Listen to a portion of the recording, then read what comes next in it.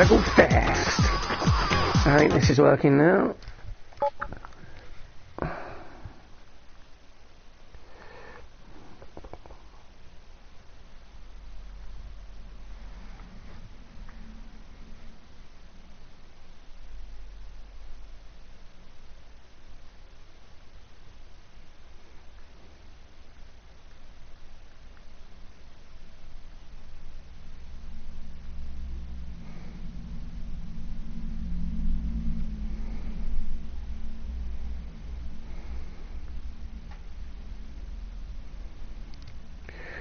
Should probably press this up. Okay. So, I just came back from watching Sonic the Hedgehog in the cinemas, and I thought, well, why don't I play a bit of Sonic 1, where it all began, some 29 years ago, and then chat a bit about the movie and what I thought of it. Just to warn you, it will be quite spoilery, because, well, there's a lot to talk about. But to start off with, yes, I really liked this movie. I thought it was really good. There was a lot to like. It was a... what would I say? It was a good video game movie. I think it's one of the better ones I've seen. Pikachu one was good, but I didn't really like Pokemon. But this one, I think, is probably, for me, the best video game movie ever made. It's just a good movie. It takes the character of Sonic and it puts a new spin on him. He's a little kid in this. He's probably a teenager, but he's he's seeing everything through the eyes of a kid, so everything's amazing and awesome to him, and he's got this bright enthusiasm about himself, and he's just fun to watch. He's cute, he's adorable, you want to like the character, and I think that's really important, you root for that character, you like that character. I think they did him really well. He could have easily been an annoying speedster, like in the 90s cartoon, that whole, I'm waiting kind of thing. But it's not. He's not like that in this. He's more of just an excitable child, but not an annoying one. And I think Ben Schwartz did a really good job with him, because he could do the comedy, but he could also be serious when needed to be. And he would do the emotional things in there, because there is sad bits in there. It's so there's a range of emotions that he does, and I think I think he's the best Sonic voice ever. Brian Drummond from the Adventure ones, and then Roger Craig Smith from the sort of more modern Sonic games. I think they're both great, but I just think this one it just nails it. He's just really good. It's really likeable. He sounds, to me, it sounds perfect. That, for me, is the perfect sort of voice. He's just really fun to watch. And I gotta say, the redesign of the character really helps as well, because I don't know whether it would have been as good of a movie with that original design, because I don't know, he's just really goddamn cute in it, and I don't know whether that realistic sort of looking, well, I say realistic, it was still hideous. I don't know whether that would have worked as well. I really don't think it would have been as good of a movie as it is if they kept that original design.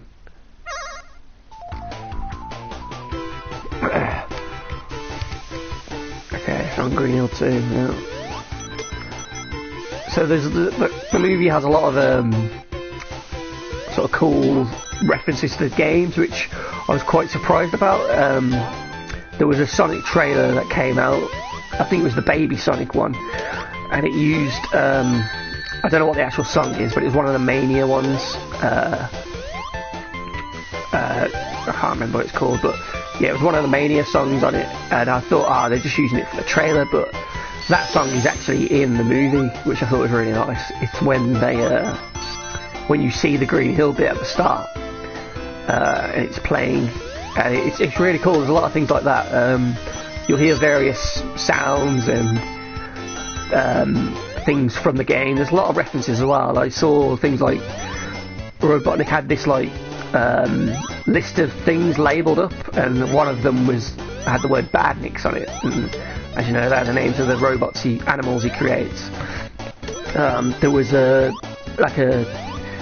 sort of guide that Sonic had himself, a little note kind of thing, and it was about certain things, and one of the things on there, it had a drawing, and one of them was the Sega Saturn logo with the S on it, because I think it was the Sega Saturn logo. It's been a while since I've seen that one.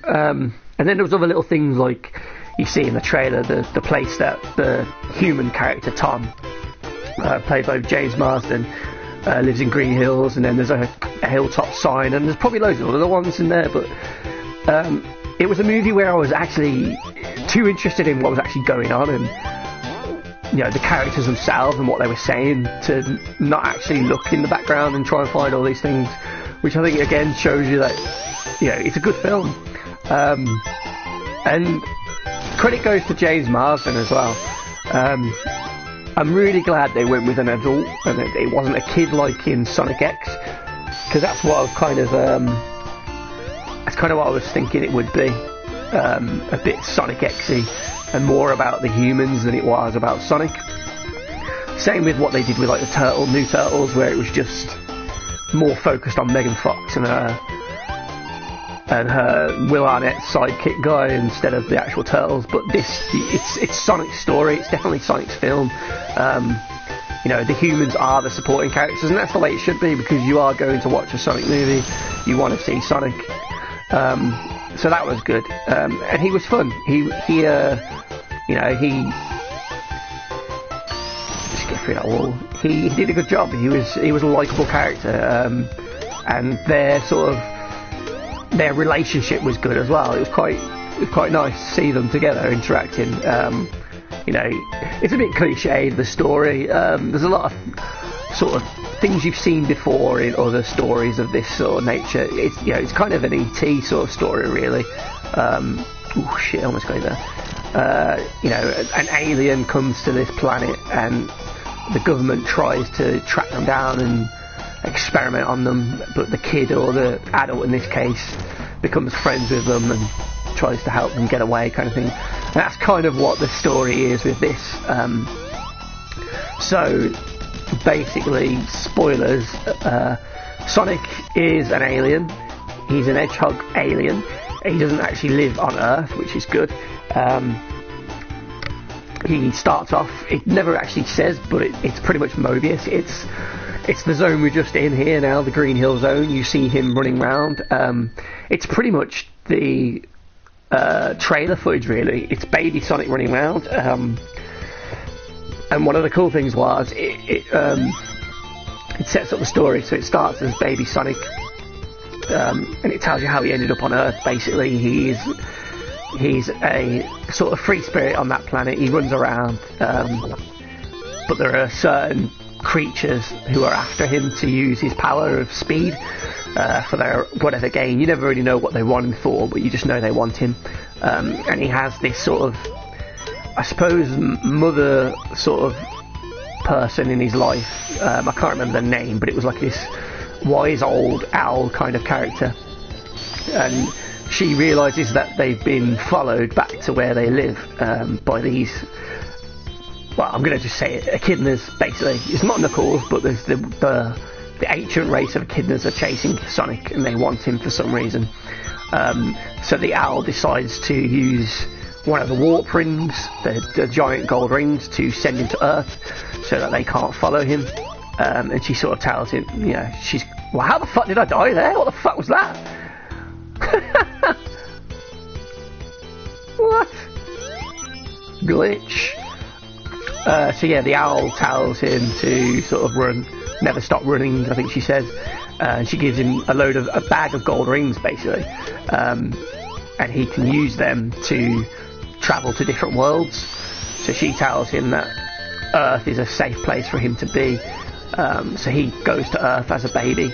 And as he's going through the warp ring, he looks back and sees that the owls probably got killed by all the echidnas, and he sort of just lives out his life hiding on Earth, and he ends up in this place called Green Hills, which is like this sort of sleepy sort of country bumpkin American sort of town with like 100 or so people in it, and that's where he sort of lives, and he sort of just is holed up in a cave, which is what you see in the trailer when he rolls down, and he's got the Flash magazines, and he's playing ping pong with himself. That's where he lives. So he's sort of just living his days, running around the Green Hills, staying out of sight and just watching people.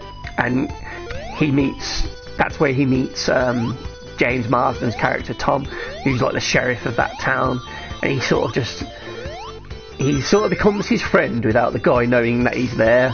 So he's like, when Tom and his wife are watching like a film at night, he's looking out the window, like he's looking through the window at the film, watching it with them, kind of thing. There's like a great bit where it's they're watching Speed, and like they've obviously already watched that before because he knows all the words, and he's sort of like quoting it as it goes along, and he's like, oh yes, Speed, and he says something about Keanu Reeves being like a national treasure or something like that. So he's like, yeah, he's kind of stalking them in a way, but it's kind of cute because he just wants a family, really, because he's sort of he's pretty much an orphan.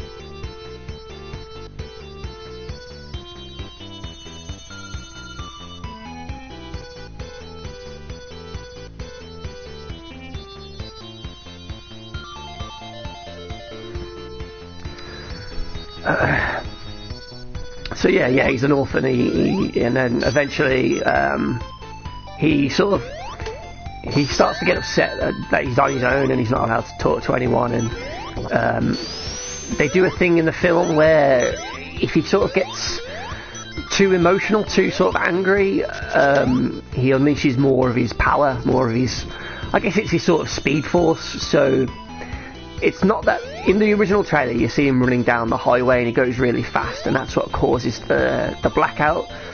But in this, it's the scene where he's playing baseball with himself, and he sort of, after he finishes the game and he wins because he's obviously on his own, he sort of realises that he's on his own, so he starts to run around the baseball pitch really fast, repeatedly going around.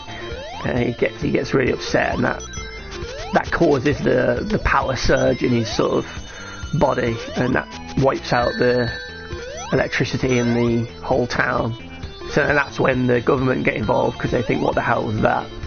And that's how they introduce Robotnik. So he's sort of like I guess he's a military sort of government agent, sort of slash scientist, and he's like 300 odd IQ, he's super intelligent, and he's called in above the military to sort of capture whatever this is, because he's so smart, he's already sort of figured out that it wasn't a human thing.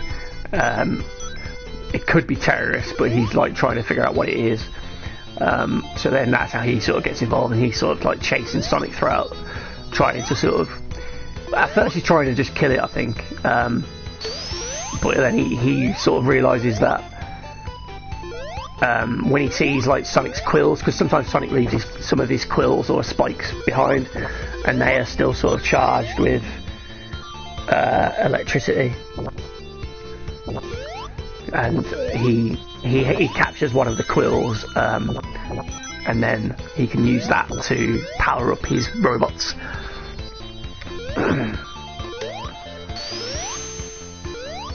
But yeah, Jim Carrey himself as Robotnik, it's not really Robotnik. It's not a Robotnik you've ever seen before, let's put it that way. It's very much a Jim Carrey sort of, Jim Carrey's Robotnik, pardon me. He does this thing where he moves like a robot. He goes, which I thought was a bit weird, but People in the cinema were laughing at it. But it's just like, he's more of like a arrogant asshole, you know, one of those like arsehole people who are smart. They know they're smart and they think everyone else around them is dumb. And they use their intellect as their weapon, basically. That's sort of what he's like. He's not like a bumbling buffoon like you see in the cartoons. So it is a different sort of take on him. And for a lot of the film, he doesn't really look like Robotnik, really. I mean, you'll see it in the trailers. He has that black sort of trench coat on. Later on, he gets the sort of red costume, so he looks more like Robotnik then. But it's only really at the end of the film where he sort of looks like the actual Robotnik, but just a thin version. But we'll talk more about that later. But overall, I think he does do a great job, and it's good to see Jim Carrey back as like, you know, an Ace Ventura mask, Dumb and Dumber sort of character, because he hasn't really done that. Oh shit, I didn't want to come down here. He hasn't really done that since the 90s, really. So that was cool. I think he was a good, you know, he's a good villain in the film. It was nice to see them interact, and like he sort of just chases Sonic around. And they had a really good idea with the quills as well, because, as I said, he uses the quills to power his robots. So he uses that on his little egg carrier, whatever you call it, his little ship, so he can keep up with Sonic. So there's scenes where he's like chasing Sonic, and Sonic's using his warp rings to like go to like the Great Wall of China and the deserts and things like that. So he runs up like a pyramid, and Robotnik's always right behind him. So he's kind of, at that point of the film, he's kind of like, I'm gonna die. Yeah, he was there. At that point of the film, he's kind of like his equal, because Sonic's like caught off guard that he's keeping up with him. So like some of the action scenes were really cool. They got around having a speedster character without having a villain who was also a speedster, so it kind of worked really well. There was also a few robots that come after him. So the ones that you see in the trailer, it's like the car that turns into another car once it gets knocked over, and then that little ball one. There's a lot of drones basically, but they're more interesting than the drones in the Spider-Man game, I thought. So you get this tiny little one that's like a sticky bomb type thing, and it's got like a little laser, and that's the one that cuts off the roof of the car. And then there's just other drones with like rockets that come out. So it would have been nice to have seen the animals, but that wouldn't have really made sense in this sort of world. So I think maybe in the sequel we might see that, because certain things happen towards the end of the film that make me think that will happen. But yeah, there's so many cool scenes in the film. One of my favourite bits was the start, the way you see Grail Hill Zone, because it was just so much fun, and I hope they do that in the movie. I hope you got you that time. I hope if they do a sequel, you know, we're in Sonic's world then, so James Marsden character comes to Sonic's world to save whatever's going on there or something, you know.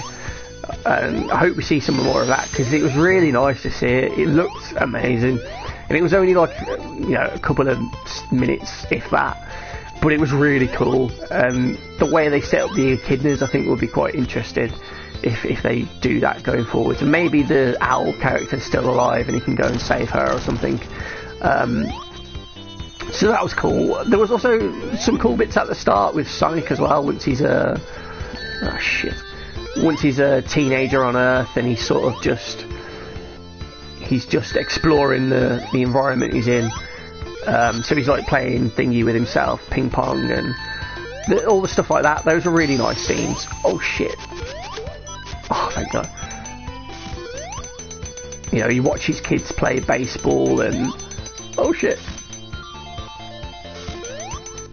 It's really cool. So he once he realises the government are after him, he sort of flees, and he says like that the only person he likes is in the town, because he watches everyone, is the cop, because he's nice to the animals there. So that's why he goes to him basically. There's a really cool bit in it with this like the village crazy guy, basically the conspiracy theorist guy, and he's like telling all the town that he's seen this like blue devil, but like obviously no one believes him because they just think he's like some like crazy guy,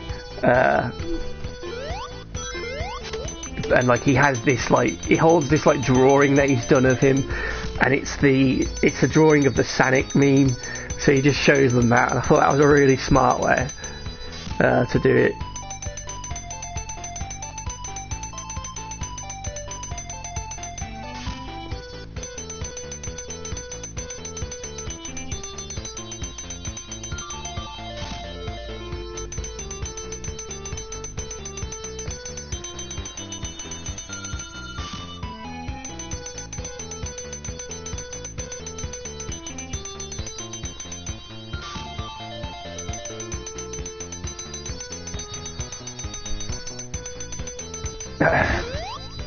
So yeah, that was a cool little meme.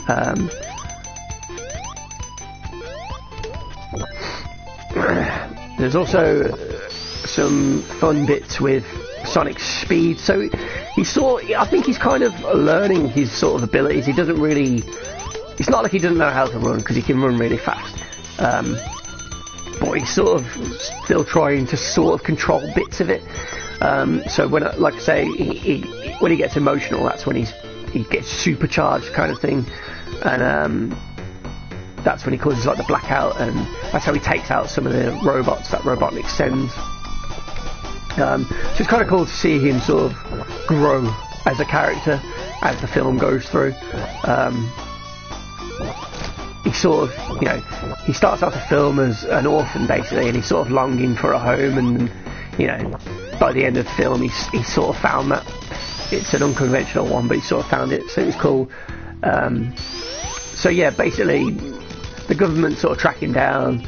He goes to the sheriff, and the sheriff sort of freaks out at first. That's that infamous shot where he goes into that shed and he screams at him and shoots him with a tranq gun. So because he's shot him with a tranq gun, he sort of loses his powers kind of thing, because his legs go all wobbly, so he can't really run for a bit. So he has to rely on the sheriff to get him out of the town. So they sort of go on a road trip, because just in that shed scene, he's gone to the sheriff's house to hide, and his plan is to go through a warp ring, because he's got a list of planets which had the Sega Saturn logo on. So one of his planets that he could go to is this planet with loads of mushrooms. It's that clip of Robotnik that you see in the trailer. That's that world, but he doesn't really want to go there because he keeps making jokes about like, who wants to live on a planet with, oh shit, oh god, I almost died there, just with mushrooms, because you're not going to make any friends in there, because that's what he wants. He likes Earth because he's found people, and he doesn't really want to leave, but he thinks he's got no choice, so he tries to flee. So he throws the ring out, and then the cop comes in at that point. But Sonic sort of, it's something like he can choose where he warps to if he's thinking about it as he throws the ring. So when he throws the ring, he sees the cop, but the cop's got like his shirt of like San Francisco on or something. So as he looks at that and he's throwing the ring, he's thinking of San Francisco, and he ends up getting shot with a tranq gun. But the portal's open at that point on the floor, but he doesn't go through it because he's falling down. But he drops the rings there, so the road trip part of it is getting to San Francisco to collect his rings, because they do the line of like, I've lost my rings kind of thing, which was quite clever. So yeah, that's the whole sort of story. He's going with the cop to find the rings so he can flee Earth before Robotnik and the government sort of capture him. So the cop sort of reluctantly agrees, and they sort of head off together, and the cop sort of becomes a wanted man then, and there's a bit, it's sort of like a road trip film then. You've got this excitable kid, and then the guy just kind of rolling his eyes at him because he's like, oh god, it's too much, and they end up at like a sort of biker sort of stop with like a bar, a seedy bar, and biker gangs and all that. and that's the bit in the trailers where you see him playing darts. And there's a really cool scene in that bit where they do like the Quicksilver scene from the X-Men films where everything stops, but Sonic can move around, and they play some music, and it's like a bar fight breaks out basically, and then he's sort of going around moving everyone around, and he wraps people in toilet roll, like a whole mummy sort of thing, and he puts like a moose head on someone, and he moves Tom out the way so he's safe, and he makes other people sort of punch each other, and then when he snaps it, they sort of all fall over themselves, and they're thinking, what the fuck? So that bit was really fun. I think the bar bit is where it starts to gets into its groove at that point, because there's a bit, the initial setup a bit sort of goes a bit, I would say there's a bit of a lull. It's still fun, but it's like, yeah, we're just saying these things to get to this point of the story. And I think once it got to the bar thing, I think that's where it started to get really fun. And a lot of people in the audience that I was with, they all seemed, I could hear everyone laughing at that point, and I was thinking, yes, people in here are actually liking the film. So I probably should say, when I went there, this was, launch night, about 5:30 in the afternoon, just after work. I would say there was about 40 to 50 people in there. It was mostly, and this is Valentine's Day as well, so yeah, I went there on my own on Valentine's Day, I ain't ashamed.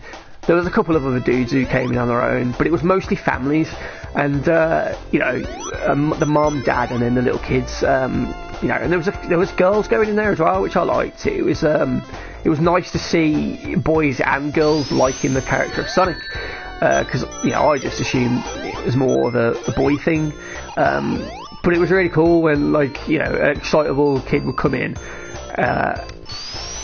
and you could hear them laughing. And for me, one of the best bits was at the very beginning. So you get the Paramount logo come up, and instead of stars, it's the gold rings, and you hear them all do the ding ding sound effect. And then after that, you get it starts off with a clip of Sonic, and then it moves out, and you see loads of square tiles, and they're all different video clips of Sega games. So you got Golden Axe, Streets of Rage, and all that sort of stuff. And as it zooms further out, it sort of becomes the Sega logo, and you get this really nice orchestral sort of Sega. It doesn't do the words, but it does the sort of sound of the words, if that makes sense, like a. And there was a couple of kids in the crowd that when they saw the logo, you could just hear them shout Sega. And I just thought that really made me smile. I was like, yeah, man. I was thinking, yeah, that totally would have been me if this film would have come out in 92, 93 when I was that age. I've been a fan of Sonic since I was 5 or 6 in 91 when the original game came out, and I got it for Christmas, and I've loved it ever since. Even though some of the games are crap, I still get them. I still love it because I think he's a great character. I think Mario might have some of the better, more deeper games, more well-made games at times, especially the 3D ones. But for me, Sonic is miles better as a character, and I like the world of Sonic more. I've loved watching Adventures of Sonic the Hedgehog when I was little, and Sonic Saturn especially. I thought that was a great show. And I used to get the Sonic the Hedgehog comic, STC, in the UK where I'm from, and I would get that every issue. And I got it all the way up to the point where the whole magazine was just repeating stories. You had great characters in that as well. Johnny Lightfoot, rest in peace, my friend. It was a great comic strip, and because it's a great character, and it was just really nice to see that young kids are interested in this character that came out when I was little. It's probably the same with adults with the original Star Wars and things like that.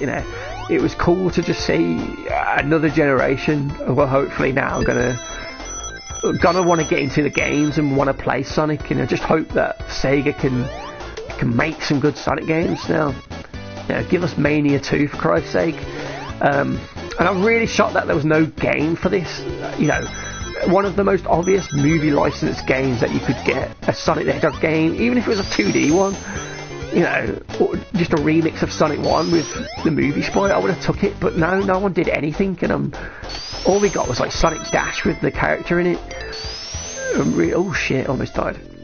But yeah, it was just cool seeing hearing the kids react and the adults react in the cinema. You know, because at the start there wasn't many laughs, and I was thinking, oh god, no one's liking it. But yeah, that bar scene onwards is definitely where it sort of, I feel like the film finds its groove. You know, it knows what it wants to be. It's not a story where, you know, it's a really deep original story and it's gonna, you know, change cinema forever. It's nothing like that. It's just a fun, you know, feel good sort of adventure. I might die now. He's probably going to kill me, isn't he? The bastard. I need to concentrate here. I'm going to try and get him to do there. He didn't do there. He's going to do it now, isn't he? Ooh. I was hoping that was the last one. Oh my god. Whew! So yeah, that's what I really liked. Just that kids were just, and adults were laughing at it and they seemed to enjoy it. Because I was grinning from ear to ear throughout the whole film. As soon as the Paramount logo and then the Sega logo came up, and then we saw the Green Hill bit, and just, you know, all the scenes Sonic is in. You know, I was thinking, there's a strong chance that Jim Carrey might be the best part of the film. And I actually think Sonic and Tom were better, really, which is weird. Jim Carrey did a great job, don't get me wrong, but I just think Sonic, they just nailed the character, man. Like, when we first saw that trailer and it was a horrendous version of him, I thought, they're just not going to understand what that character should be.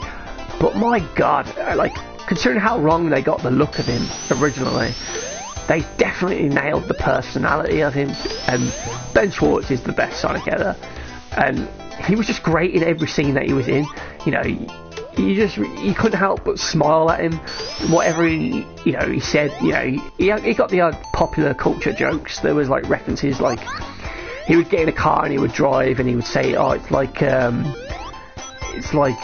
I'm like Vin Diesel, and then he says something like, it's all about family, Tom.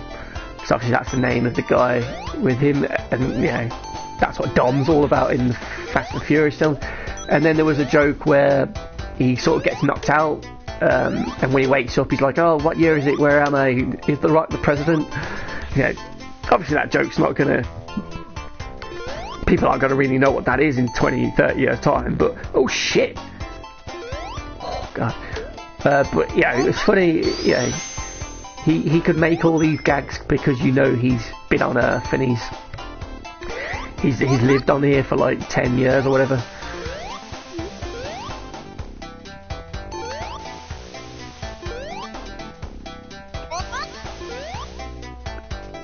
I need to get up there, come on. Yes. Labyrinth zone. So yeah, I mean, I'm struggling to sort of, I mean, I'm obviously very biased as a Sonic fan, because it's, you know, I grew up on it, and I've always liked Sonic. Oh my god, I missed it again. Oh, that was close. Yeah, so I'm gonna be biased anyway, but seeing some of the reviews online where people give it like 1 star and said it's terrible, and Sonic as a character isn't very good, I don't feel like they were watching the same movie. I really don't, because for me this was a great, you know, a kids movie. Yeah, it is a kids film. Oh shit. You know, but I don't think it's like, it's not trying to sell you toys, and it's not like that sort of film where there's no sort of story to it. I feel like it's just an enjoyable, fun film for all the family. You know, if you're a fan of Sonic from back in the day, I think you will like it. I think you'll be like me, and I think you'll really enjoy it. And the cues from the games, the references from the games, the audio cues that they've got in it. They'll bring back memories for you, and it's nice. And at the same time, you know, there's not really many. Slow down. There's not many references to like the adventure games, or you know, there's no Hedgehog or anything like that. But I still think people who are fans from like Adventure 1 onwards will still like this as well. Yeah, I think if you watch Sonic X, you'd probably like it too.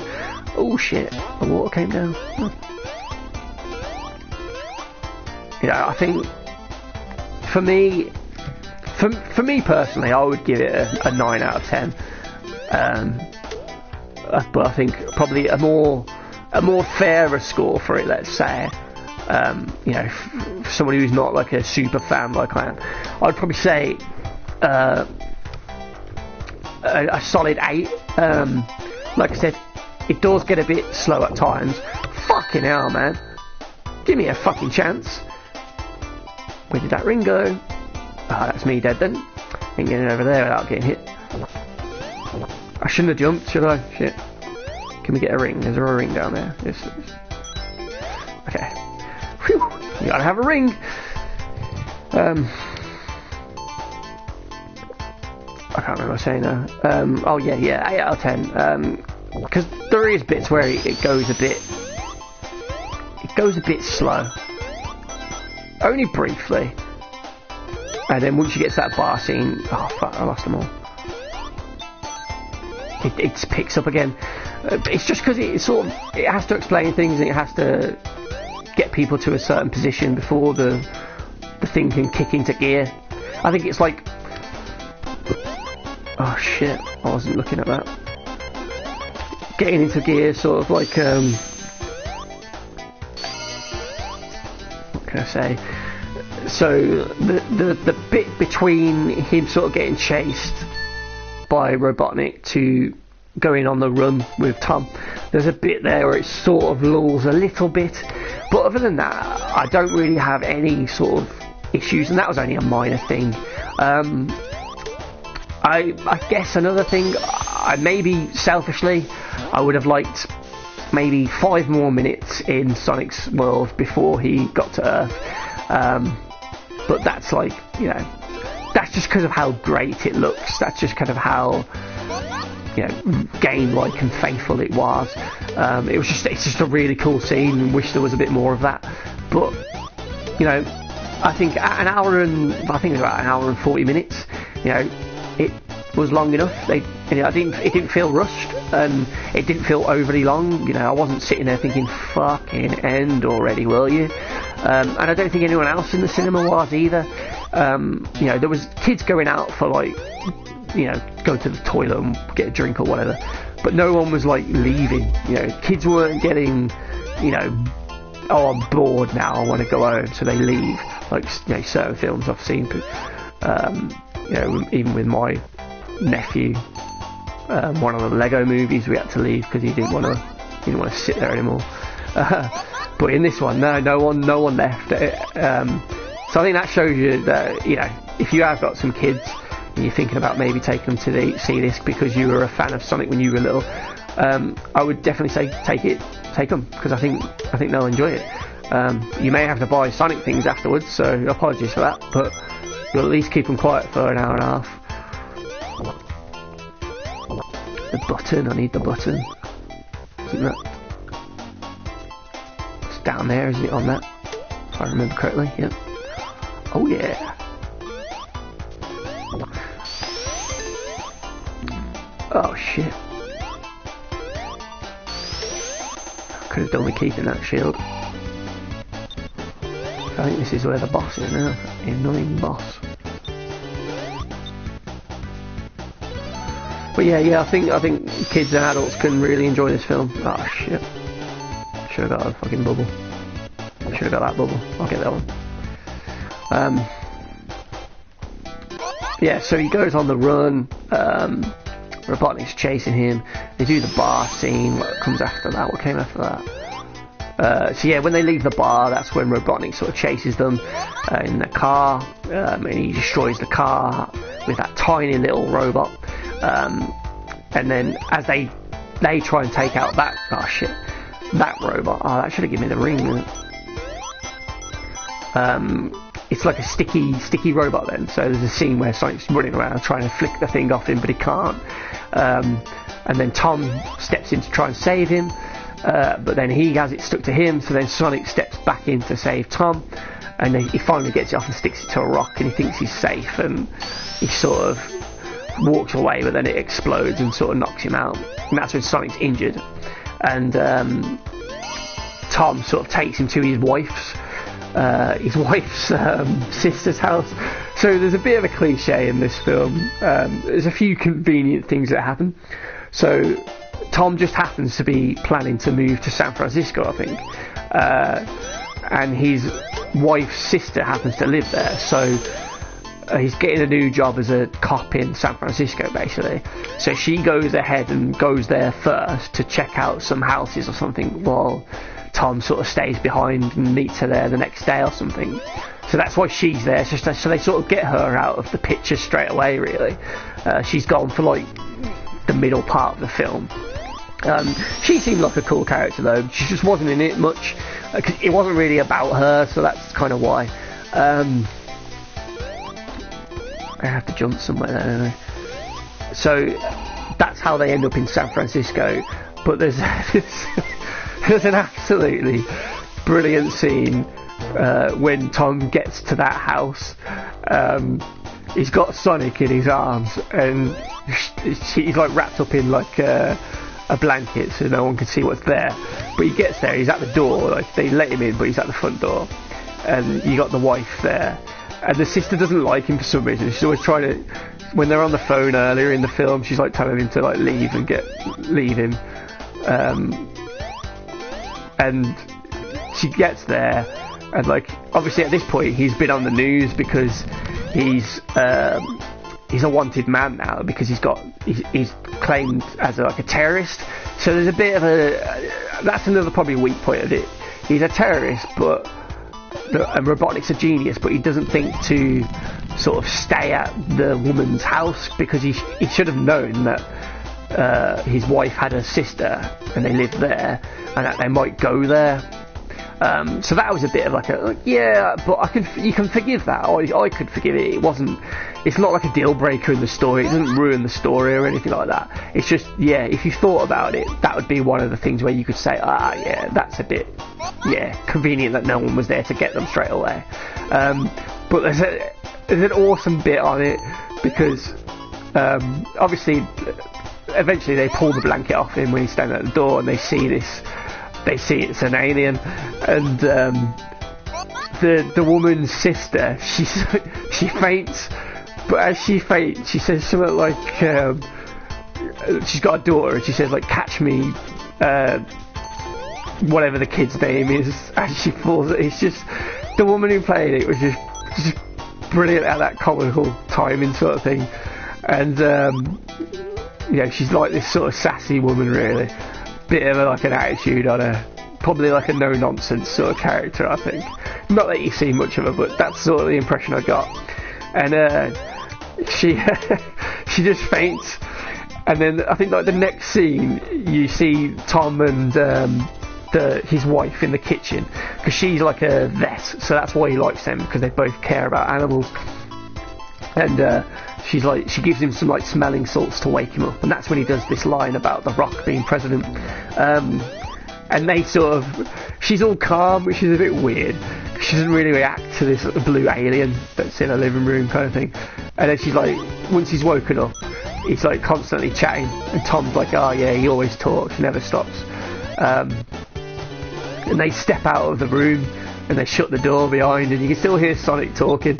And as they're talking, the camera sort of like zooms out almost, and you just see the sister. She's like tied up to this chair with like cords and that, just wrapped around. And the sister character, she has a little girl, and she's like running around pretending to be Sonic, running really fast. And she's like, untie me, be a good girl. But she doesn't. It's just, it's one of the funniest bits that you just wouldn't think would be in a Sonic movie, but it was just hilarious. And I think everyone was laughing at that point because that character was just really funny. Only a supporting character, but she had some of the more funny scenes in the film. And another cool thing I liked as well, while we were sort of there, and I sort of briefly mentioned the daughter of, you know, the woman's aunt, basically. The girl's aunt. Tom's sort of the uncle. Because Sonic, he's obviously come to this planet, and when he's running around, he's like hurting his feet. Kind of like the Flash, he sort of, whatever he's wearing, he sort of wears out. And he's obviously been on this planet for a while, and he probably just steals whatever he can, whatever he finds. He sort of scavenges things. So he's got that broken tennis table, and he's got like a wrecked bean bag. So whenever people throw things out, he's just got them, and he's running around throughout the majority of the film with like a odd pair of shoes that are just really tatty and grey. And when he's knocked out, the vet woman is like checking on him to make sure he's okay, and that's where she sees that his feet are all cut and sore, because he's got holes in his shoes because he's running really fast. So the little girl sees that and she goes up to her room, and you know, it's convenient. It's a bit like, but it was nice. I liked it. So she gives him the red shoes. So they're not like some special trainers that stop. Come on, Robotnik, you fucker. You know, stop wear and tear. I still think they'll wear out at some point. But that's how he got his red shoes. I always get hit by that. I don't think I'm gonna make this. I hate this boss. 1 or 2 rings. Oh, I'm not gonna make this. I think I needed to do that jump there. That was nice. Yes, I'm gonna make it. This is always a weird boss. Get to the top. The challenge is getting to the top, isn't it? Hi there, Soup Marcy. Hope I got your name right. How's it going? So yeah,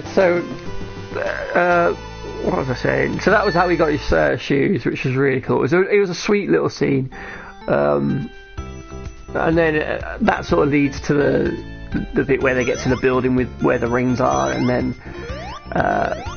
that's sort of where the final confrontation with Robotnik is. But it's a really good film. I think I would have liked it anyway, but the fact that it genuinely is a good film was a real pleasant surprise, because I think everyone thought, you know, when they first saw that original trailer, like, oh my god, this is a studio that just doesn't know what it's got on its hands here. You know, it doesn't understand this IP. But I've got to admit, they did a great job. Yes, I think there will be a sequel. There was an end credits scene that definitely sets up one. There's even a bit that you can see in the trailers that also sort of sets up the sequel. So I'm hoping they do. I would love a trilogy, really. I think they can do a lot of things. You know, I'd like the next one to, you know, maybe introduce a few more of the game characters.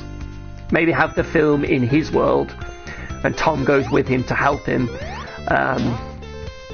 You know, Tails will feature in the next one, put it that way.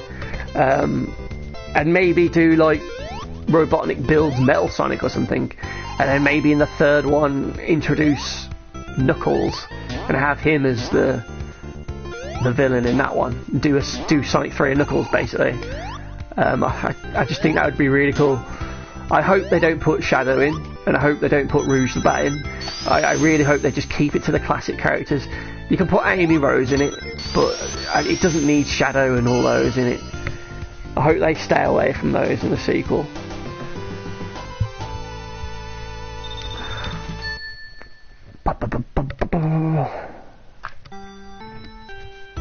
But yeah, I can't believe they spoiled the Dr. Robotnik in the trailer. That was the first trailer where they show him as the bald version with the bigger moustache. I can't believe they showed that bit.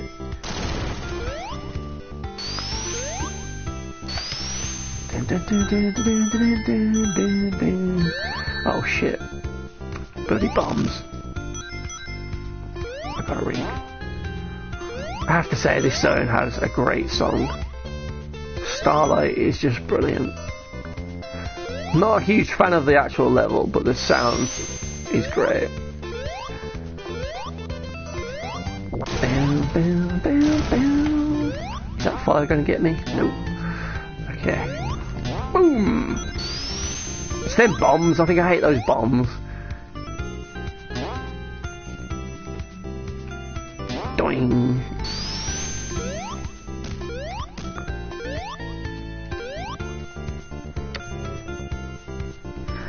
Yes, you did. You're true. That's true, that is. Yeah. A rushed product is always bad, but a delayed product could eventually be good. Yeah. No, it's true. It's very true. Yeah, I'm glad they took those extra, what was it, 4 or 5 months to redo the character. Because I said earlier, I don't think it would have been anywhere near as good of a film, even though the story would be exactly the same.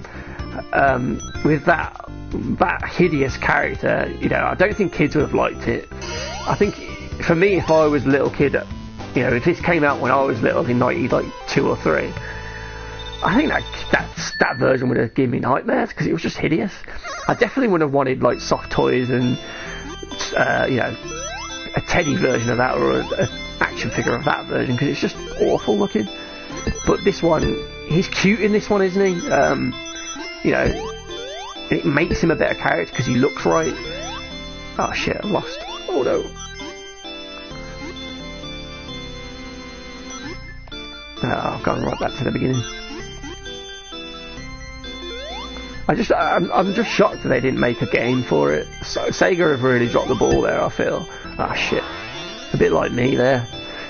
I would have loved a movie tie-in game, even if it was just some sort of short couple of levels, or even like a Sonic Forces DLC for the movie, and just have like 2 zones or something. I don't know why they didn't make any sort of time. Maybe the Sega just didn't think it would be any good. But I'm hoping the box office works now, and it, you know, people go and watch it over the next couple of weeks, couple of months, and it, you know, what am I doing there? Am I dead? Nope. Oh shit. I hope it makes, you know, I don't know how much it would have to make to get a sequel. I don't know what Paramount are expecting, but when I first saw it and I heard that it was going to be CGI and live action, I always thought it would end up being something like the original Alvin and the Chipmunks movie. And I think that probably... oh shit! I'm dead. Oh, I made it. Thank God. Just about. I think that's probably a good sort of one to look at. Yeah, so yeah, because he built like a little device, didn't he? So he's obviously still the tech guy, and he's come to Sonic's, well, to Earth, hasn't he, to look for Sonic. So I reckon they could do a few things with that. You know, it could be that time is different in the other world. So while it's only been, you know, a week in the Earth's world since the events of Sonic 1, maybe Robotnik has been in that planet for years or something, and he's now enslaved the whole world or something, and now Tails has finally managed to find, you know, a way to get to Sonic.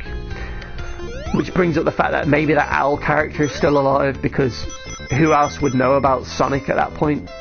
Because Tails is always younger than Sonic, so Tails would never have met Sonic either, so I think that's quite cool. Oh yeah, the beginning. Yeah, why were they after him? Yeah, because they're usually... the Echidna race are usually the good ones, aren't they? And they're usually protecting the Master Emerald and things. So yeah, what did they want? It was cool to see though. I wasn't expecting to see a Knuckles Echidna sort of character in it. I'm glad it was all animals. I liked the owl as well. I thought that was a nice touch. It reminded me of like a bit of Sonic Underground and a bit of Saturn. Oh shit. In that, just that there was other animals there. It's not just like Sonic is the only you know, human-looking sort of one, and all the others are like normal animals. Oh look, I've got to wait for that one to go over now. Come on, mate, hurry up. Take your time. Jesus. So what was your favourite bit of the film then? Oh shit, didn't make it.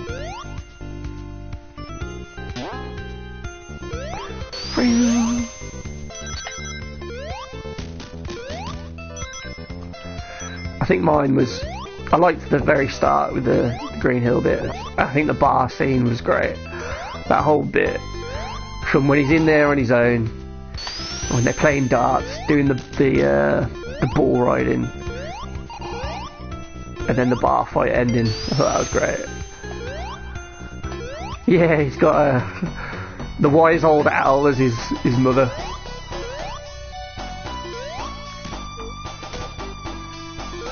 And she got fucked up as well. You didn't see it, but those echidnas, they were going to do her, man. She weren't going to stand a chance against them. I thought that was cool when he like tries to run through the ring to get back to her, and it closes the portal and he doesn't quite make it. I thought that was a nice touch.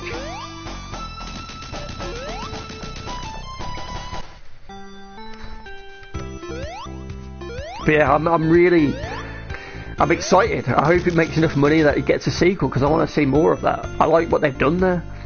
You know, I'm interested to see what Tails is like.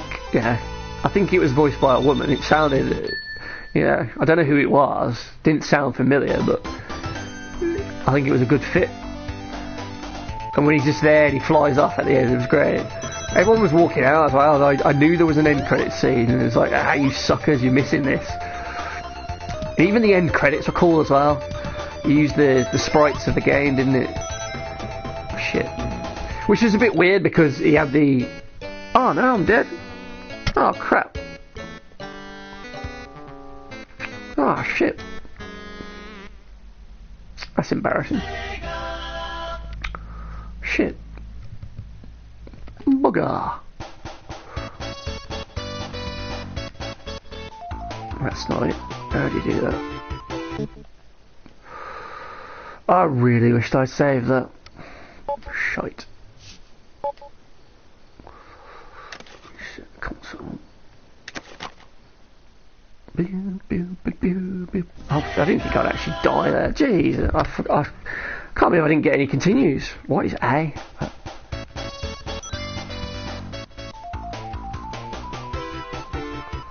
I did the level select cheat then, but surely that's start. What the fuck? How do I do it? How do I do it? How do I do it? How do I do it? I didn't get back to that.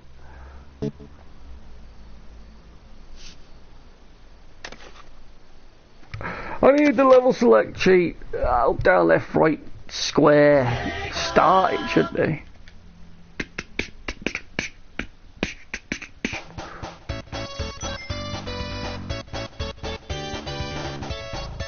There we go. Oh god, what scrap game was that? 1.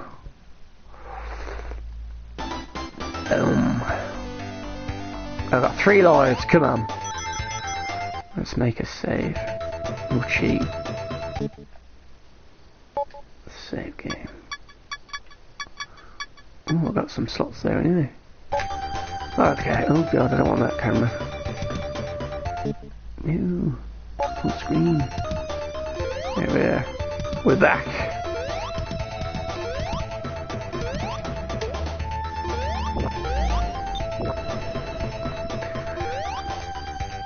Yeah, I think the sequel will be Tails comes back to find Sonic because he needs his help to save their planet, because Robotnik has been there longer than they think he's been there. And then Robotnik's gone fully insane. He looks, maybe he's fat as well at that point, and he looks like Robotnik from the game.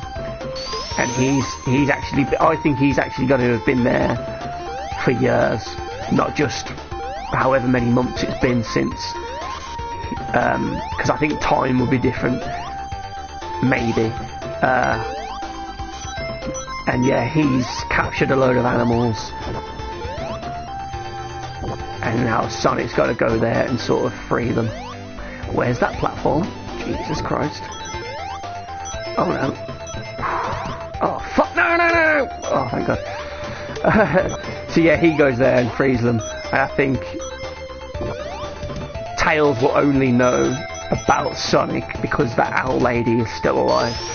And she told him to find him. And that's why Tails is there, because Tails shouldn't, in theory, know. Unless they were both saying, fuck. That's hard. Unless they're both the same age or whatever. Scrap Brain, man, it's fucking tough. It's my least played zone.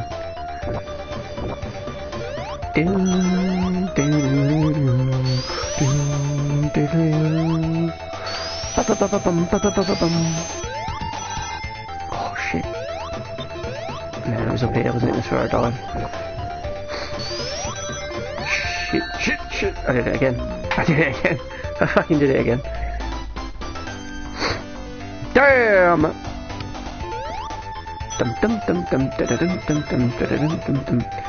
Oh yeah, the Green Hill piano played as well at the end. That was really nice. I thought that worked really well. That was a cool little moment. I don't think many people in the audience where I was watching it was getting it, but I was fanboying at that point. Oh, that's Green Hill! And what did he said? He says gotta go fast. He says something else from the games as well, I'm sure he did. And I'm sure he did the adventure pose at one point. Okay, this is getting silly now. Come on, Sonic.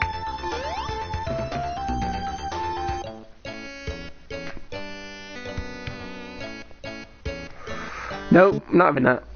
I'm not having that. Let's load. Well, we can do this. We will do this. Oh fuck. We can do this. We will do this. And we will do it properly. Again. Right, we got a ring.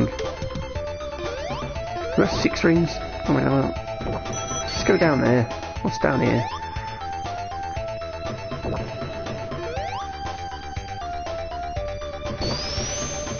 Yeah, let's hope that people are going to watch it.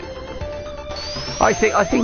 Oh yeah, as I was saying before, I think Alvin and the Chipmunks is a good, fair comparison with it. You know, that was a even older sort of franchise that wasn't. I wouldn't say Alvin and the Chipmunks was relevant at that time. So it was a risk. Oh fuck! It was a risk bringing that back. But that first one did really well. I remember it doing quite well at the cinema. So I think if it can make the sort of money that made, I think it'll definitely get a sequel, because I think Alvin and the Chipmunks had about 3-4 sequels, didn't it? I don't know if they were all at a cinema, but it definitely had quite a few. I think, so yeah, I think 300, 400 million, maybe 250 million. If you can get about that, anywhere in that range, I think a sequel is definitely going to happen. I mean, this film also only had a budget of, I think it was 95 million. So it doesn't have to get, you know, it doesn't have to do Avengers kind of levels of money at the box office to be a success. No worries, man. You just missed me failing at Scrap Brain again. That was all. It's probably good that you didn't see that, mate. Wasn't pretty. Go, Sonic, go! Oh shit! Stay down.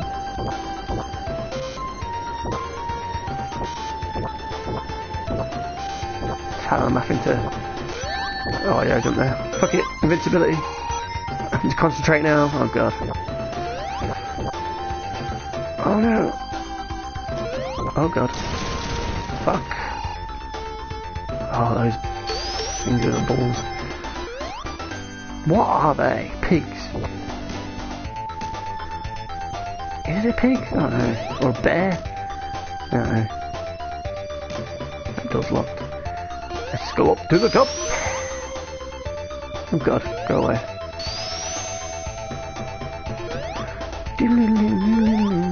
Oh no!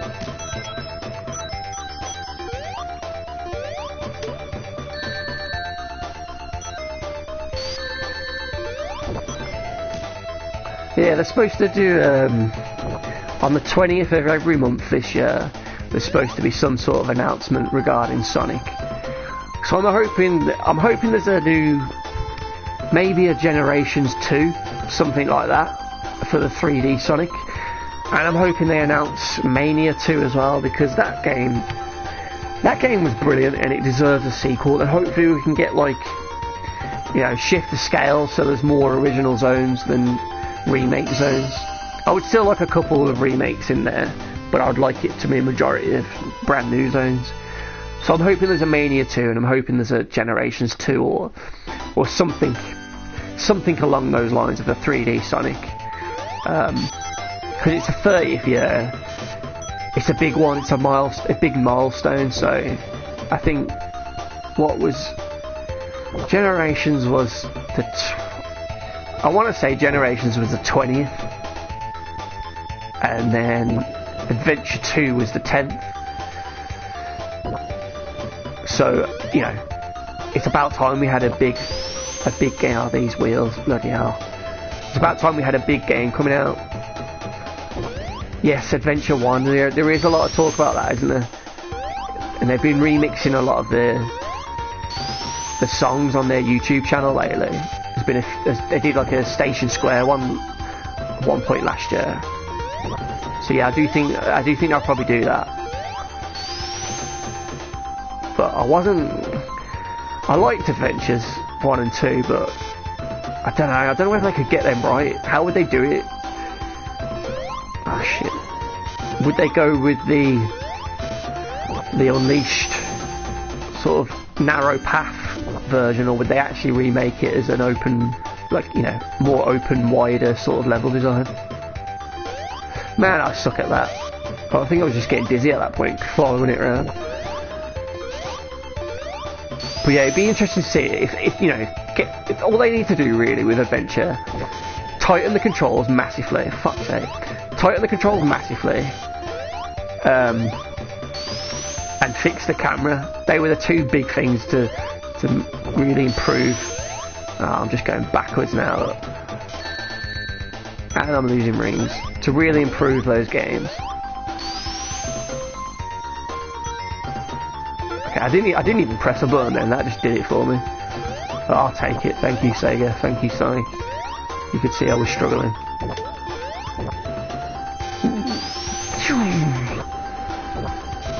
But yeah, I think if the 3D one isn't Generations 2 or, you know, some sort of anniversary one like that, I think it will be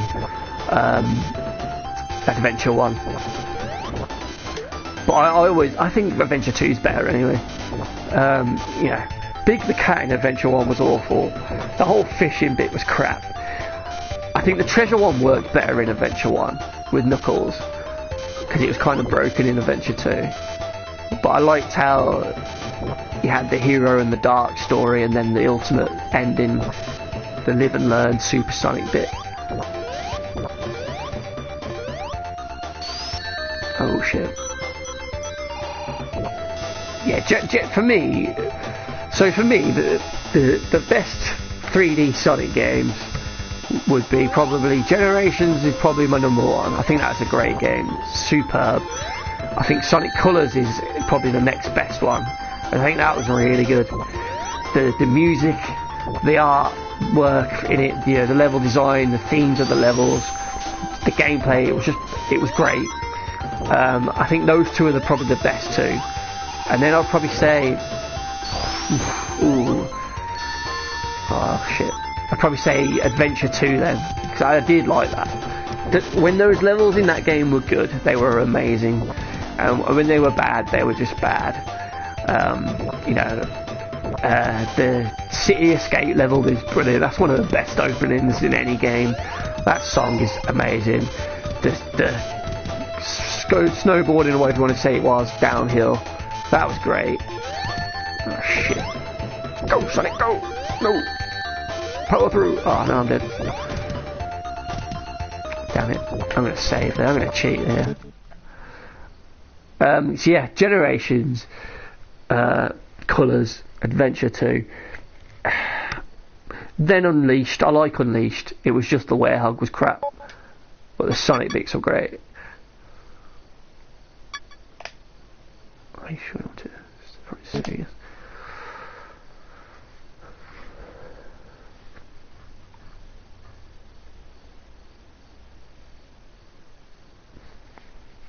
Yeah, Generation. It was a special game, weren't it? You know, it was a a big celebration game, and it was nice to see some of the zones that we hadn't seen for a while, like Sky Sanctuary, and then playing like Adventure 1, Adventure 2, playing Unleashed, Colours, and all those ones, going from the beginning all the way to the latest game. I thought it was really cool. But yeah, Adventure 1 is good. It's just I remember going for the trophies on it and having to do Big the Cat was just terrible because it just didn't work. But maybe, like I say, if they fix the controls, fix the camera, you know, Big the Cat won't be half as frustrating, and maybe it will be enjoyable. Yeah, I think the voice acting as well will be more sophisticated now, so it wouldn't be as Froggy, where are you? Yeah, constantly. I've missed that. Oh shit, I made it. Fluked it. Ran into that though. Oh god, almost died. Where's that going? What's that way? Got the ring.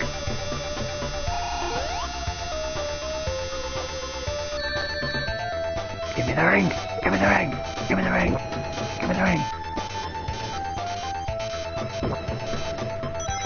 I got a ring, and I lost a ring. I got a ring. Shit. Oh, shield.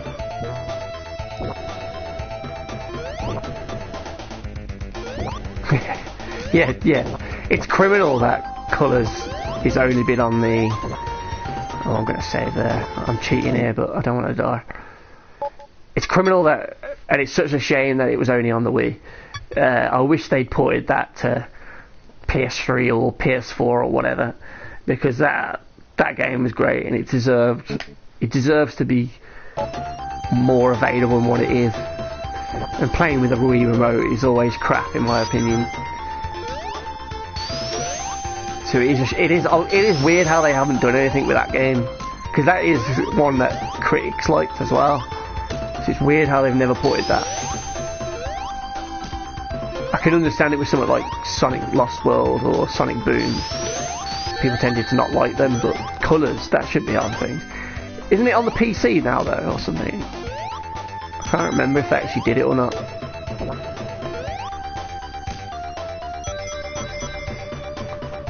Oh, right in the face. God, Sonic, how are you still alive? And again, mate. Jeez, you got no teeth. Oh my god, I should know. I should have known. We limped across the finish line there, but it's done. We're almost there now. Oh. Yeah, my favourite 2D Sonics, because we've already gone through the 3D, I would say, Sonic 3 and Knuckles when they're locked on. Only when they're locked on. Two separately, no. I think 2 beats them, but when they're locked on, Sonic 3 and Knuckles. And then I'd say Mania, then Sonic 2. Then Sonic 3, and Sonic 4 is just, it's nowhere near. Sonic 4 didn't happen, that was just awful. I'd pick like Rush and Advance over that.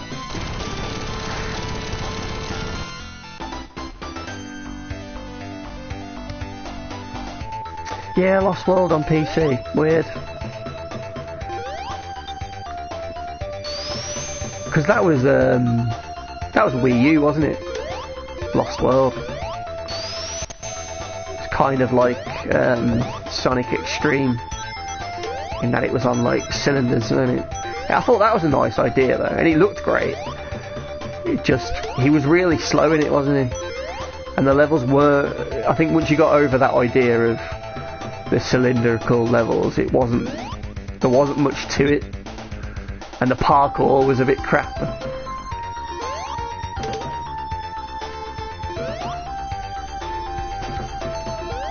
But that's the thing with Sega games, there's flashes of brilliance, but they let themselves down at times.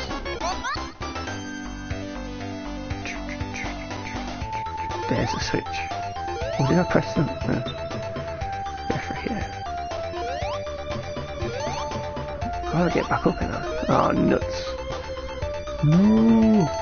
I'm dead. I always used to think that would do them quicker, but I don't know if it does. Maybe that was just my paranoia. But pressing up and down by a bubble makes the big bubble appear quicker. Oh man, my reactions there were pathetic. Okay, let's get a bubble. Ta-da! Okay, I'm going to stay here because I'm going to read your comment now. I remember when 2013, 2017, there's barely Sonic games, but I think the wait was worth it. There was some great stuff as late. Yeah, I was disappointed with Forces, because it was just, it wasn't like it was bad, but it wasn't like it was amazing either, because like, I think that was you had Generations on, because I'm just PlayStation really, so I don't really, I didn't buy a Wii U. I played briefly Lost World, but I didn't actually own it or anything. So for me, the last 3D Sonic game I had was Generations, and going from Generations to then Forces, and yeah, I played like Team Sonic Racing and Sonic All-Stars and all that in between, but a proper Sonic game, it was those two. And Forces was just, it was just a bit meh. Ah crap, get that ring, Sonic. That's it, good luck. It was forgettable, really forgettable. Ah, I knew you were there.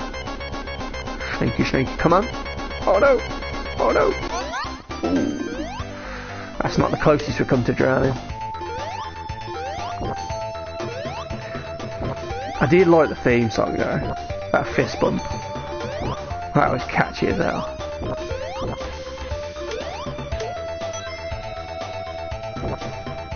Yeah, it was, considering it took them, I swear they were working on Forces for 5 years or something.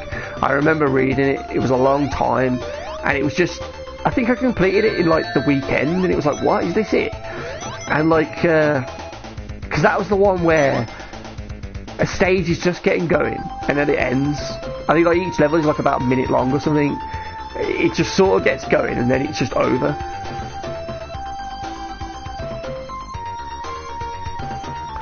Yeah, well yeah, because it had the classic Sonic in it for no real reason, didn't it? He was just sort of there.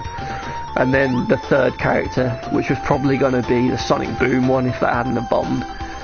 It was just the Avatar.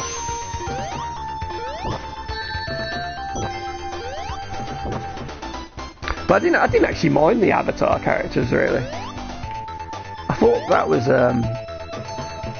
kind of cool. I just made a rabbit, like the Sonic comic cartoon character, Johnny Lightfoot. While I'm waiting for the bubble, I can just jump up there, look. Jesus. Come on. Oh, I am sucking at this, I have to say, I have to apologise.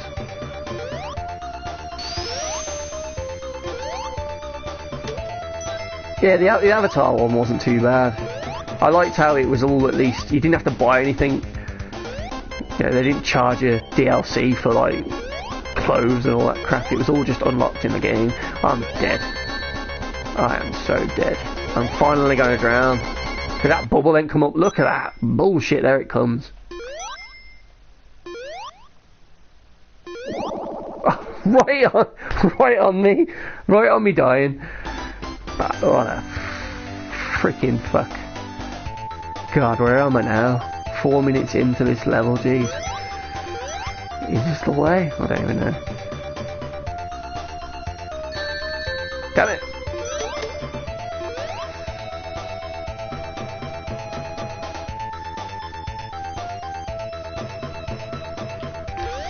Yeah, I definitely feel like they cut things from Mania Forces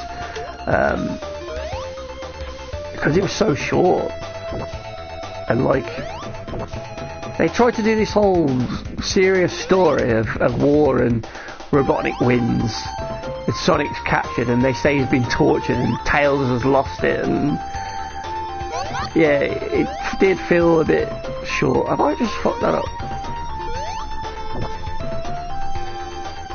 I think I need that platform. Yeah. Damn it. Just bounced me back. It just bounced me back. Just bounced me back. Everyone saw that. That wasn't me. That was a game. Who fucked me?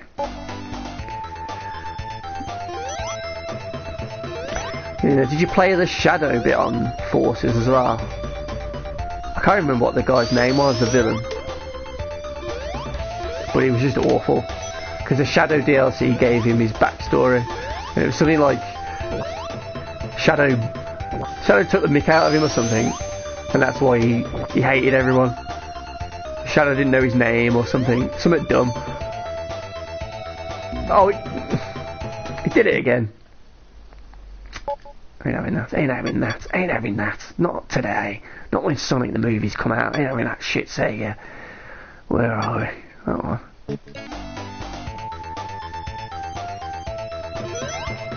Yeah, he had that annoying... Was it him? Oh, I ran into that. That stage when you're in that like water slide thing and you're going down and you got to dodge the bombs or whatever. I'm sure it was a Shadow DLC one. It was so bloody annoying. Because the controls are just super sensitive. Right, you little shit. Oh my god, man. The wall bounces you back. But you need to run there to fucking get it.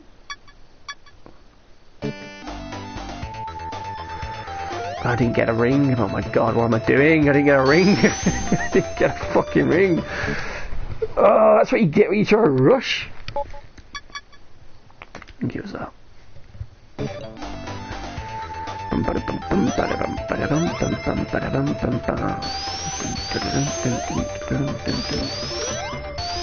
Right, we got you that time, you little shites. Just go straight down. Got hit. Lost all my rings. Well, we're gonna die here anyway, so what's the point? Yeah, I can't get over that wall's gonna push me, and you don't run quick enough. I'm fucked. I'm fucked, man. I'm fucked. And I think I just saved that as well. I think I did.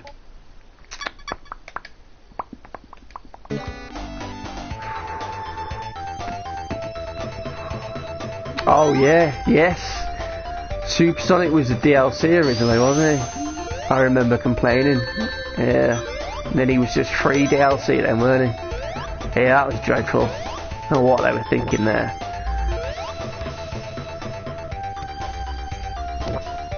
Oh, my legs go to sleep. And then I just get hit because I'm standing still because that one comes down at me.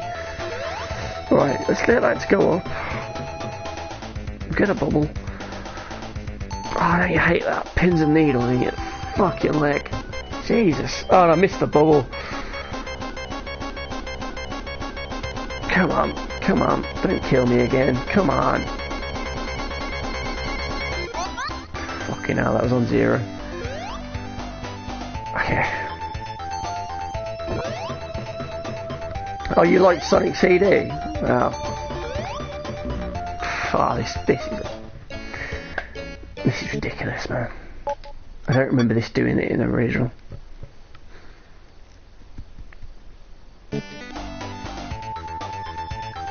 Yeah, Sonic CD is...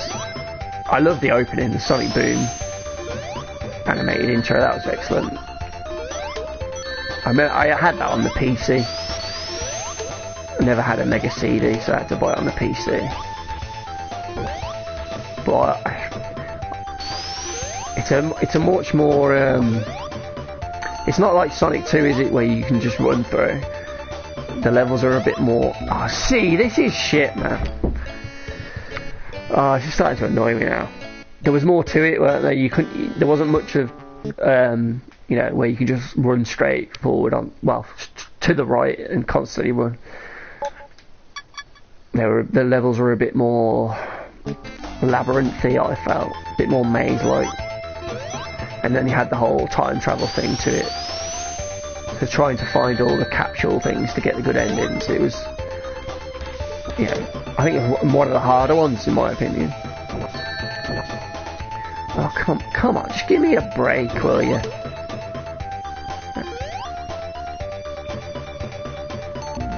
Jesus Christ, man, it just pushes you back. I need to save it there, I think. Let's save it there this time. I don't know whether it's like a glitch with this version or something. But this is bloody annoying.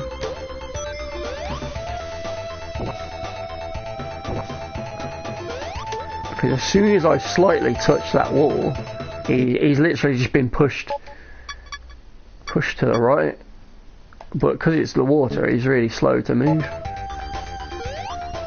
And if I jump up now, yeah, I can just hit that. And it's my last life, man. Come on. You're doing this to me. Yeah. Man, what's happened here?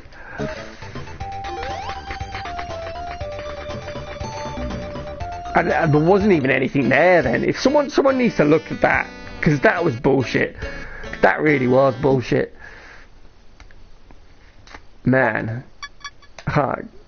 This can't be how it ends. Come on, Sega, don't do me like this. Man.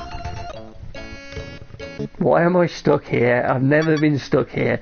And then when I screen this fucking game that I have played a million times, and then I'm sort of just stuck here because it just bounces me off the fucking wall. Man. God, typical you do it when you got an audience. And what was that? What was that, ladies and gentlemen? What the hell was that? I literally just teleported through a wall.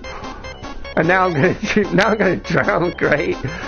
Fucking hell, man. Because if I do get up there, I've only got a few seconds before I drown anyway. So I'm still gonna die where I originally died. Oh my days, okay, let's jump now. No. Oh my god. This Sonic 2 just launched on Switch. Oh yeah. They get around more than Skyrim, the classic Sonic games. Huh? They're on literally everything, aren't they? But weirdly, I don't think they like PlayStation and Xbox, because why haven't they released? Have you ever played the mobile versions of Sonic 1 and 2? They were by the people who made, went on to make Mania, and it's like a sort of like a widescreen version, and they put Tails in Sonic 1 and a load of other little things like restoring zones in Sonic 2 that weren't there. They cut out, and now they're known as like the ultimate versions. Oh my god, what is going on? The ultimate versions of those games, and yet they haven't released them on console. And it's like, why? Because they're brilliant.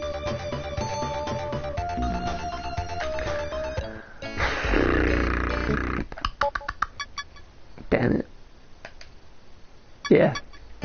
So they were cool. Why they haven't put them on, I don't know. I can't do it. I need the spin dash, but I ain't got it. There's no other way to get through. I don't know what's going on here. But yeah, I agree. That's the only problem. It's on a phone. And then that pushes me out of it. Okay, what's all that about? Yeah, the problem with the phone is you're covering the fucking screen because your fingers are in the way, so you can't fucking see. I am actually stuck. I can't believe this. Look at that. I would made that then. Fucking bullshit. I made that and it teleported me out. Oh, Mega Collection Plus on PS2. Yes. Because Jesus. It actually had the music for Sonic 3 as well. The right music. Yeah, that was a brilliant one. I ain't got a 3DS, but yeah, I'm sure that's great as well. Does it let you put the 3D effect on those games? I think it does, don't it? Is that the Sega Ages thing that they got on there?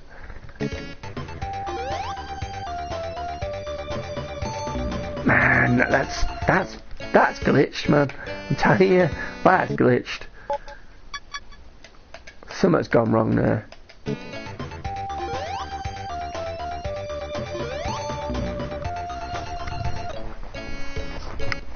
They say I'm not even playing up for the fucking camera or anything here. This is genuinely bullshitting me. I'm determined to do this fucking thing. I don't care how long it takes. I'm getting past this section. Oh, I need the ball. God's sake.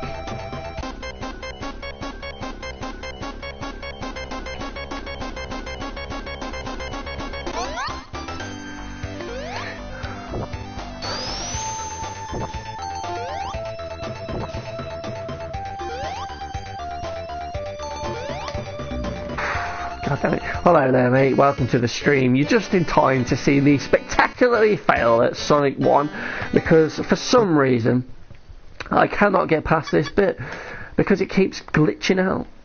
So yeah, you're in for a bit of a treat here. You got here at the right time. So it's this bit here. I'm trying to get up there, but it keeps pushing me to the right, and I can't get past it. I don't know what to do. Ah, right, yeah. So it's portable, so you can play it anywhere, anytime. Yeah, I get you.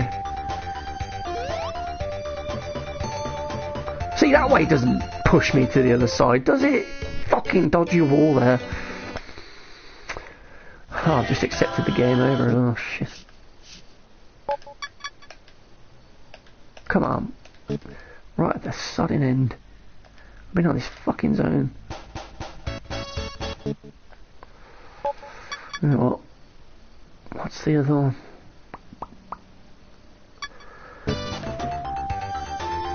Scrap me. Let's just try from here. I hope that when we go there again, we can get through it.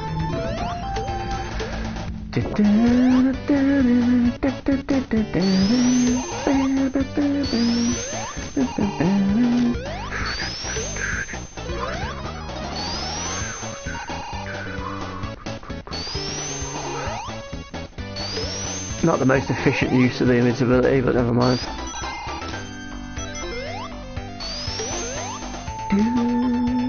Oh shit.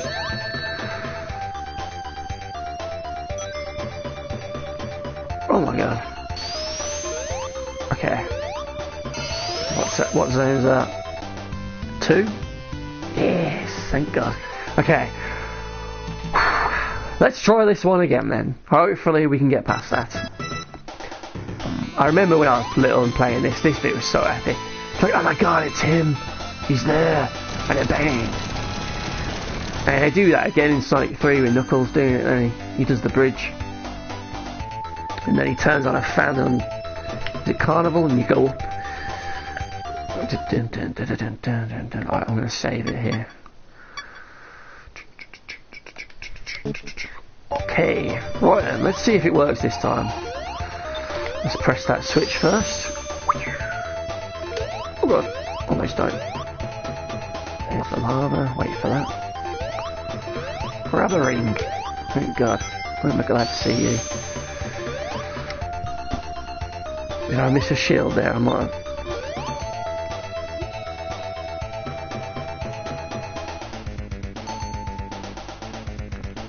God, try to get down there.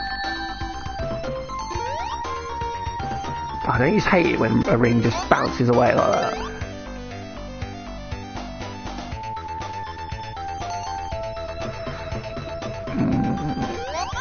Okay, oh god, he's running to the right and I was holding left. I think this version's a bit glitchy as well. Okay, I'm just gonna go really try and be cautious here, try not to die. Oh shit, oh crap, oh crap. Save me! Oh, we lost them all. Brilliant. Give me a ring! This is so intense.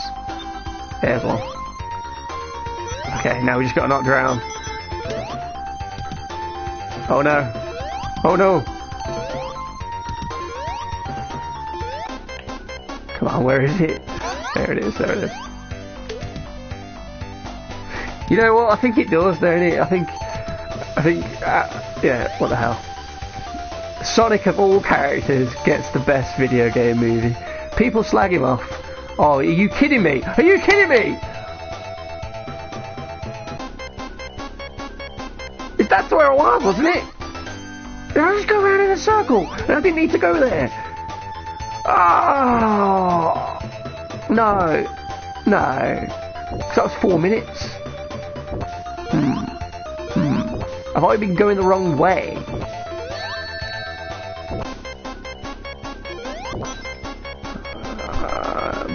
So I'm dead. I think I've been. That's why it was pushing me back, because I was going the wrong bloody way. Oh, come on, please. Yeah, we do. Yeah, they're supposed to be doing a Mario movie, though, aren't they? An animated one as well. So it'd be interesting to see what that comes out like. I mean, it's got to be better than the live-action one, because that was just weird. But yeah, I'm really glad he gets a good film. I think it's got like 63. I think the last time I looked at it % on Rotten Tomatoes, which is a fresh rating anyway. And I think apparently it's getting a lot of hate for the Birds of Prey fans who are angry that that movie bombed. So they're like, oh fuck, you know, you saw me actually jumping in person, trying to get over that thing.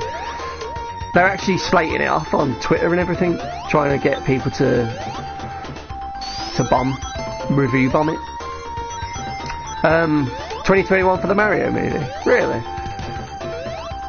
Wow.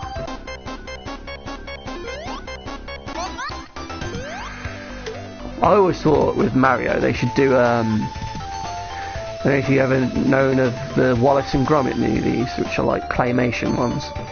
I always thought they should have got the people who did them to do those films. Because when you play Galaxy or something like that, he looks like a claymation sort of model. And he has that sort of Wallace and Gromit sort of look anyway, with his big nose and that. I always thought they would be a great studio to make a movie. Even if they cheated and did it CG, I think they would have been my choice to make the movie. Okay, we made it. Right. Is this where I was? I swear I've gone the wrong way, and yep, I did. Fuck's sake. Fuck's sake. There's a checkpoint up here now, isn't there? Yeah. Okay, well there you go. That's why going right didn't work. Smashing. Oh.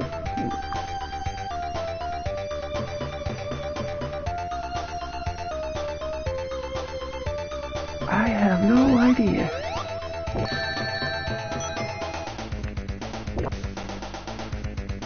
Have you ever seen the animated movie? Well, it wasn't. Well, it was released as a movie over in like the West, but in Japan it was like a TV 2-part special or something. Well, that's a weird one. But he goes up against Metal Sonic in that. Oh, that ring just fell through the floor, and now I'm gonna drown. I'm gonna drown, everybody! I'm gonna drown!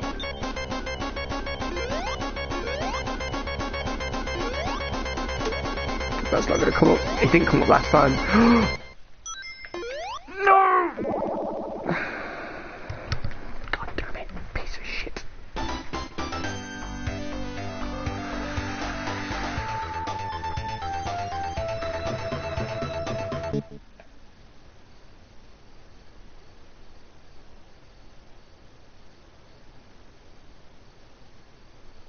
Nintendo Land, yeah, I gotta go there. Yeah, the best line in the OVA one, that one where he goes like, I know everything you're going to do, and you know everything I'm going to do. Strange, isn't it? That voice of Sonic in that, so weird, but so funny. Okay, so the rings make you think you gotta go right there, but you don't, you go left. That's what happens when you don't play it for ages. Right, you can piss off. Right, go. I'll hit that. Okay, let's power through. Duck that. Get up there.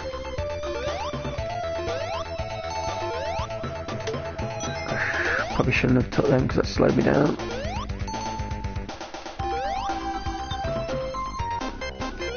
Again with... Okay, ignore the bubbles because they ain't coming up. They ain't saving me today. That just hit me to slow me right fucking down. I'm dead. Oh no, I'm not! At the very last fucking second, I am back. Oh yes! From the brink, from the absolute brink. That was like a frame away from death. That was the closest ever. Jesus Christ. I was a goner. And we've made it. At long last, we've made it. We fucking made it. Oh god. Final zone. Right. I'm going to just do a quick save. Yeah, and they're going to make an awful lot of money off Nintendo Land. And the Mario movie as well, I think... Yeah, Nintendo know they've been burnt, and so they'll want creative control of it, I think. They'll want to have a big say in the story and that. All they got to do, though, is just keep it CG, keep it in the Mushroom Kingdom, and just have it as a... You know... Don't have it as Mario comes from Earth to that planet like they did in the original movie. Just have him, he's there, and he's just the hero that saves the day, rescues the princess. Job done.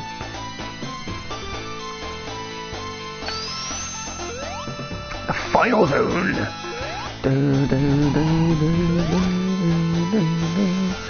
Oh god, I hate this boss. Always get squashed.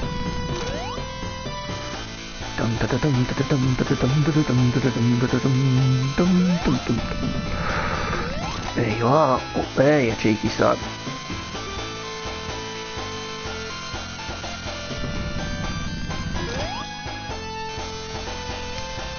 There's like one fatal flaw in this plan, isn't there? In this death trap room. The fact that only two come up at one time. I mean, if you would just spend a bit more time and get the others to come up at the same time, you'd probably kill you. Oh shit, saying that. Almost got me there. Let's go that side. Boom. I don't know how many that is, but...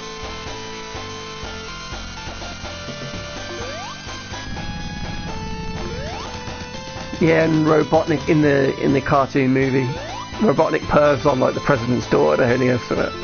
She's like a little girl, and he looks at her knickers or something. Or was it Tails or Knuckles? Someone does anyway. And that's it, everybody. The original Sonic the Hedgehog complete. Eventually, I went the wrong way. Failed for about 10 minutes.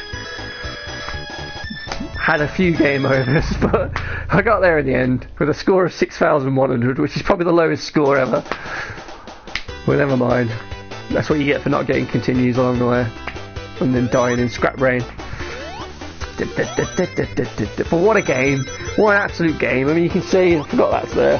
Canvas, man. I got all sorts of Sonic things lying around. Got loads of games. Still got my bloody Sonic Teddy over there, randomly on a shelf.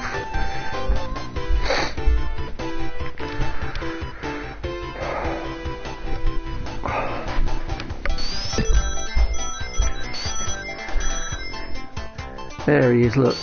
What a legend. Still in pretty good condition as well.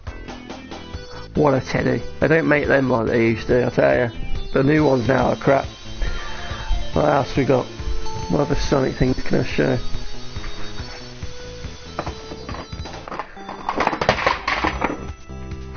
Just dropped a few things there, but I don't know. Of course, we've got the Mega Drive shelf to hand, so we've got the classics. 3 and Knuckles are somewhere else, as well as all the others. I think they're upstairs. I've also got a lot of Sonic statues as well. They're quite heavy though, so I can't really show them too much. I can show you this one. This one's a pretty cool one. It's not too heavy, so I can carry it with one hand, holding the controller in the other. This is probably one of my favourites. This one and the robotic one that I've got. Oh shit.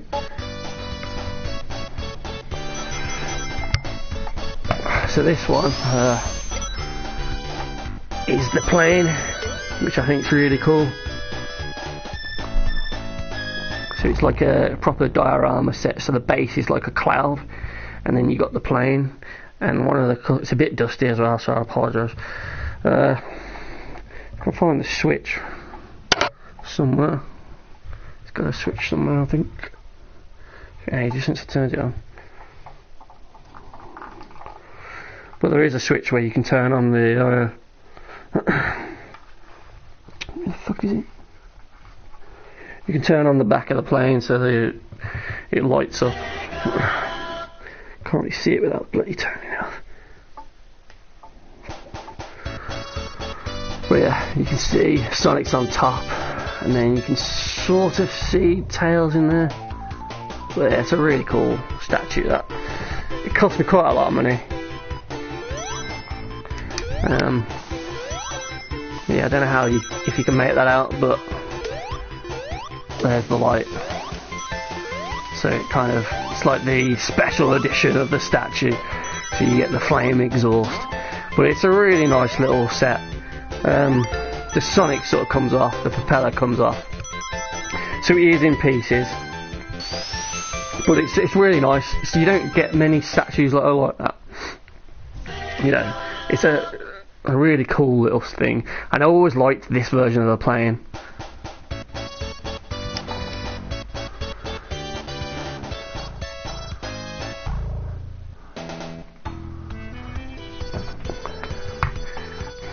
Peach being kidnapped, yeah. I think she likes being kidnapped though, really. I think she enjoys it. Maybe she's not even kidnapped. Maybe she's with Bowser, and Mario's the one trying to spend the whole game kidnapping her. You know, like the Karate Kid thing where Danielson's the bad guy, really. Maybe it's like that.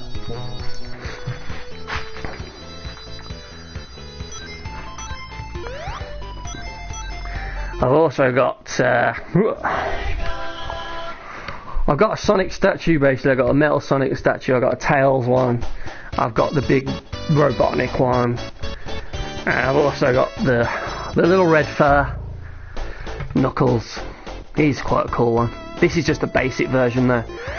In like the exclusive one, like the plane, you can get one with lights. So on this one you'd have like the lava there and the cracks on the rock. They would light up, but I just thought the standard one looks cool anyway, so I went with that. I think it's really nice, man. It looks really cool. It's quite heavy as well, so there's a lot. It's a sturdy little piece. They are a lot of money. Yeah, probably like 250, something like that. But yeah, save up the money. You can do like payment plans with a lot of them. So you do so much a month, and you usually pre-order them like a year or so in advance. So you can, I sort of pay them off before they get there.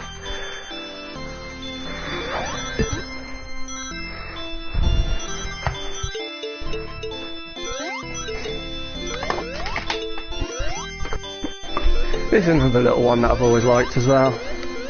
The Sonic Generations one, you might have it. The collector's one that you got from that, so it was like modern and classic together. I thought that was always cool. Nice little piece that, on the golden ring base. Oh, that was a good one. Yeah. Thought I'd show you that because it's lighter.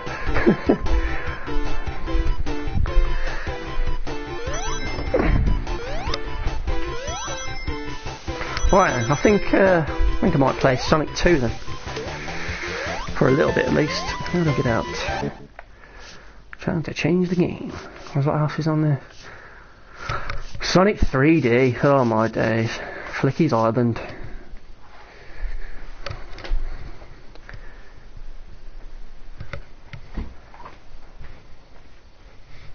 Oh, the Jazzware ones. Yeah, I got a few of them. They're not the greatest, are they? They do look. They're a bit flimsy.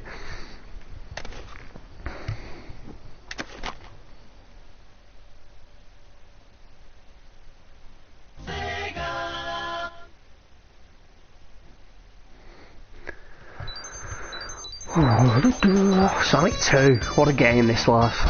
Sonic Tuesday, when it came out. There's so much hype for this game. And I think it lived up to it. I think this is a solid game. Bam, bam, bam, bam. First appearance of Tails as well, and the spin dash.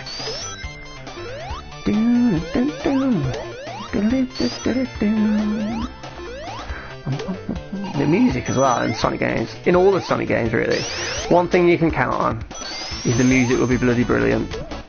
Whether it's like Crush 40 vocal tracks or instrumental ones like this, you'll definitely be humming them by the time you complete the game.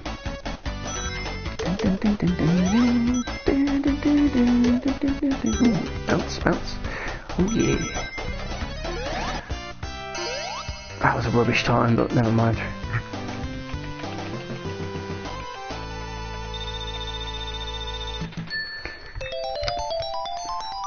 Yeah, Sonic 2 and Sonic 3 and Knuckles, for me, they were the ones I like coming back to. I think Sonic 1, it's still good, but it's clunky. The fact that it doesn't have the spin dash makes it awkward. And it's a lot harder as well for that. Whereas this one, it's fast and it's fun and it's colourful, and I don't think there's many... Oh, what the hell? Man, this is glitchy, this collection. You see that? I don't think there's many bad zones in this one. I think my least favourite is Oil Ocean Zone because it's just that's always been my least favourite. I just don't like it. It's kind of like Marble Garden in a way. It slows it right down.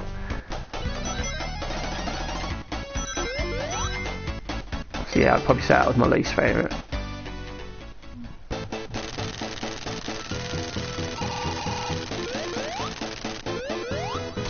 Yeah, once you get past Green Hill in Sonic 1, there's never really a level again where, if you think about it, that you can run really fast through. Because like I said, Marble is slow because you got the lava and there's a lot of platforming, so it feels completely different. Spring Yard again, that's got it's got some slopes that you can go fast, but they're only short bits. And then you get stuff where you're waiting for all those platforms to move up and align, so that slows you down. Then what is it? Labyrinth after that? That's an underwater one, and that's really slow. Then you got Starlight, and that has a couple of fast parts, but there's a lot of bottomless pits in that one. So you're discouraged to go at breakneck speeds, really. And then you're on Scrap Brain then, and that hasn't got anywhere really that you can go fast.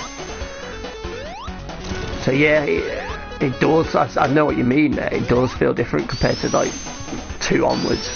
Like this one, most of the levels you can still go fast. But the other one, it was more... I think Sonic 1's the more platformy one out of all of them. But I guess at that point, it's brand new, isn't it? No one had ever really... I know there was Mario, but no one had ever done a Sonic game before, so it was all new. They were still sort of figuring it all out. Like this, look at that. You don't get anything like that in Sonic 1, where you're going too fast for the camera to keep up. It's pretty great. Boing, boing.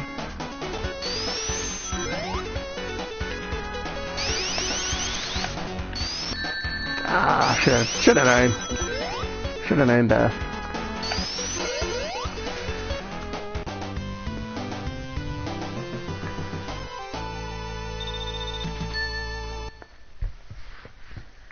Yeah, every game had the casino on then, didn't it? Yeah. Yeah, it was sort of the blueprint for them going forward then, weren't it? This is how you make a Sonic game. Make it like Sonic 2.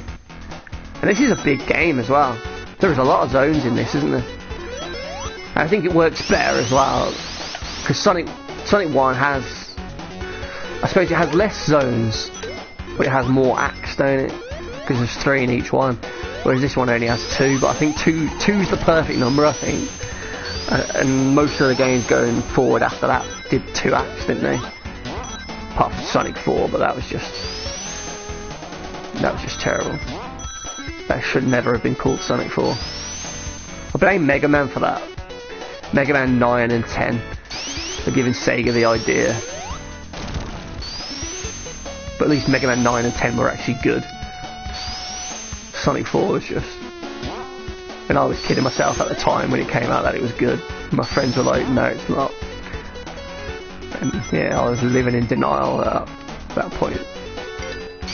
And who can forget this bit, special stage of this? Fucking brilliant. Shame we got Tails in me to fucking drop all his rings. But we should be able to do this one at least.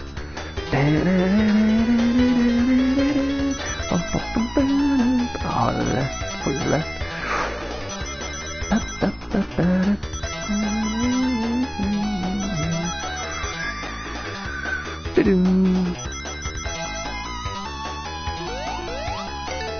Whee!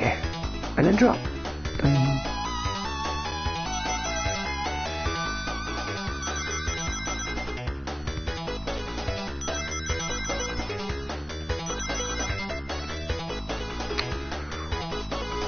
I always preferred the half-pipe special stage to the blue spheres as well. The blue spheres one in Sonic 3 and Sonic Mania, they just hurt my eyes. I can't look at it for too long. It's okay at the start, but then after a few seconds it speeds up, doesn't it? And it's like, oh my god, I can't see.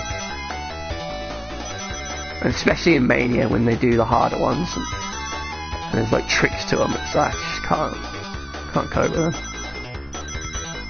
Maybe that's just me getting too old now, but this was just simple and easy.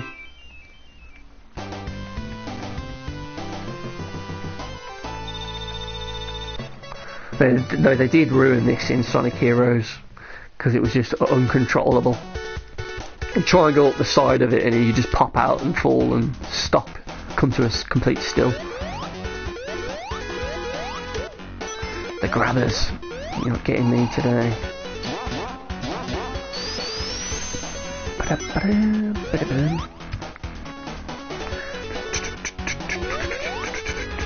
Ah, Tails, you're gonna drown. I'm sorry, buddy.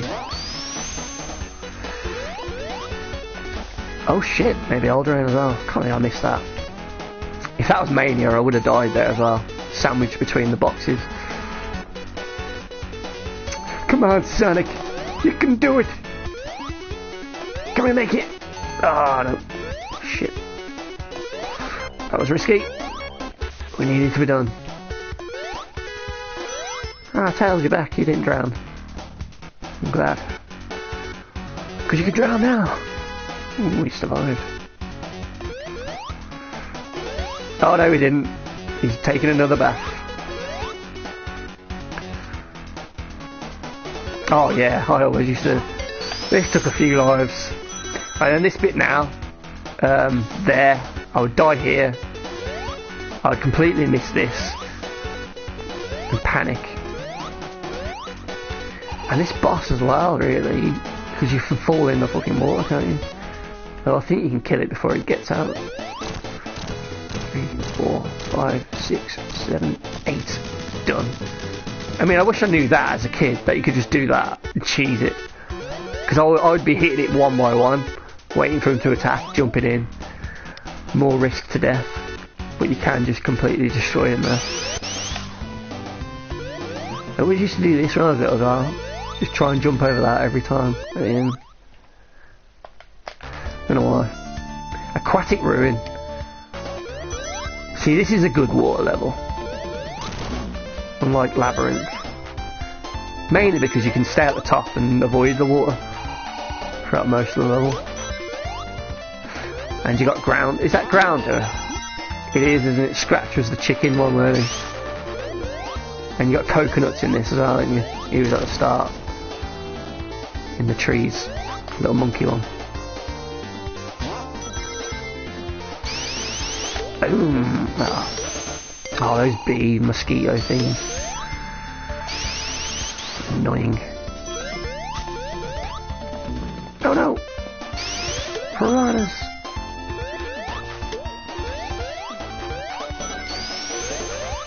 It's gonna come out of that. Oh, yeah. Oh shit. Not in the water. I was hoping to be a signpost, but no joy. I probably could have went back, but oh well. Gotta go fast.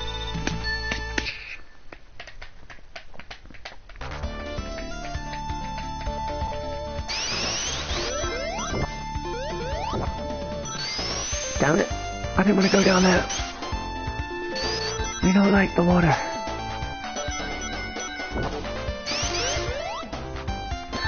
Well, that didn't work. And then it didn't even give me the ring there. Oh, just kill me now, game. You know you're gonna drown me in a second. Oh no.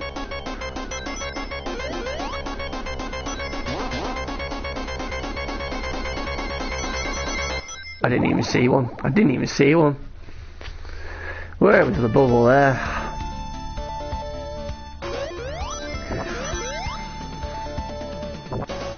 Oh god.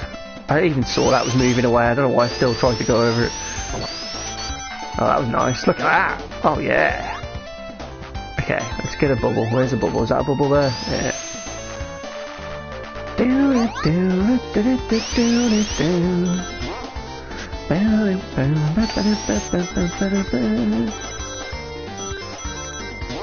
Oh, this was your least favourite.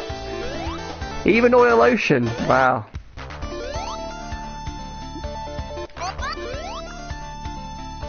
This looks odd. Yeah.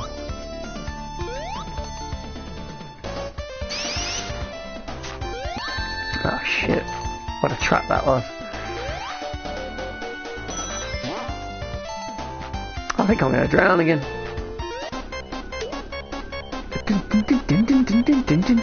Nope. That was terrifying as a kid, hearing that fucking tune and knowing that you're gonna die. That's probably one of the most tense things in a game. Just the music. Oh no. Oh, I thought I was gonna kill me. I was lucky there. The music, that music, absolutely intense, man. What a brilliant track. Can I get away from them? Can I avoid that? Grab the ring. We avoided it. Excellent. Now for the boss. Come on, Tails. Get up here. And now, jump up there. Ha ha ha ha. Suck on that, Robotnik. And this as well. I wish I knew this trick. In fact, I might have figured this out when I was little. Because they always... Oh no. Get the ring, Tails. Why don't you get the ring? Oh, and then we landed on that. We put our ass on the arrow. Damn it.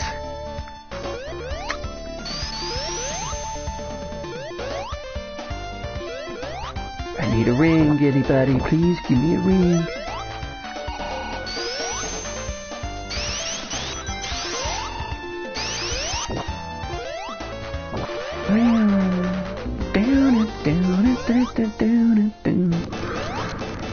Alright. Wrong button.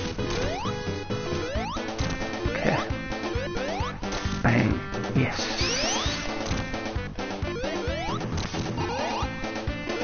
Oh, I fell down. Shit. God damn it, Tails.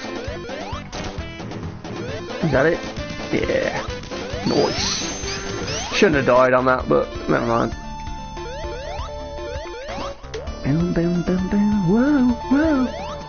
Okay. Ah, failed. 1, 2, 3, 4. I reckon that was 5. Casino. Dun, dun, dun, bum, ba-dum, bum.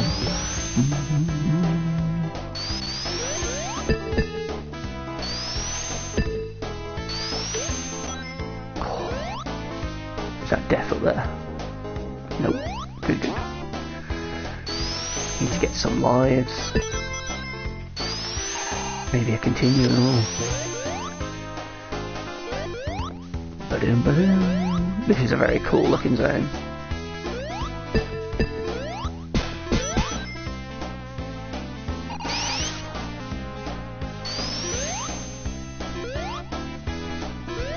Tails is just sliding across the floor then, you see that? Wasn't animating his run. Damn it! Who put those spikes there? Complain to your manager. Boing. That's very cool, that. Oh. Let's go! The most pointless invincibility in any level is that one. Because is there anything that can hurt you around here?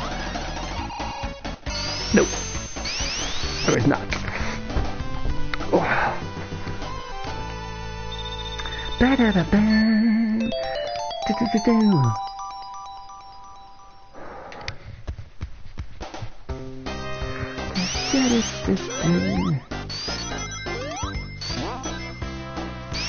Oh, we got to the top. Oh, I missed the box. I think that was a life, I think. I'm going over there like that. No, it wasn't. It was shoes. Fast shoes. Oh, another pair. Double the shoes!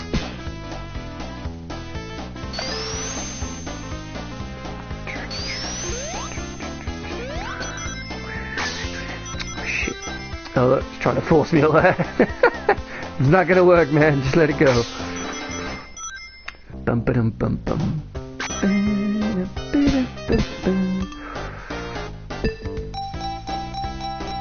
Oh no, I'm freaking A. Oh, I say A, X, but I should get a ring down here anyway. This bit was always awkward. I mean, I made that look easy there, but I'll go back. Trying to get over there without this thing here bouncing you back down was a pain as a kid. That took me a while. I don't know what to do, man. But yeah. It's like with the barrel in the Carnival Night Zone in Sonic 3. It's like, what the fuck do I do here?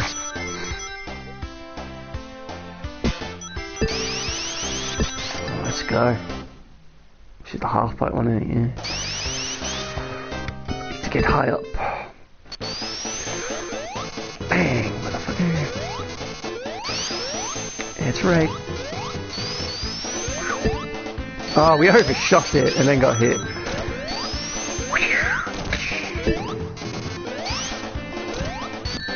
Damn it. Get that ringtail. That fucking ringtail.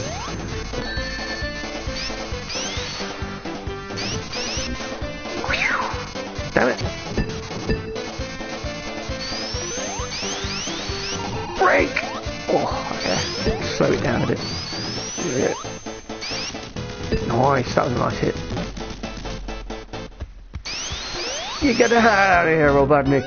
Don't you come back here. Oh shit, we killed Tails. Sorry.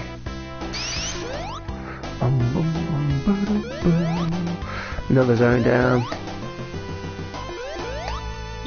The final boss on this as well, that was one of the most hard things I did as a kid. Killing Metal Sonic and then the giant robot with 0 rings. That was a lot of attempts to get that.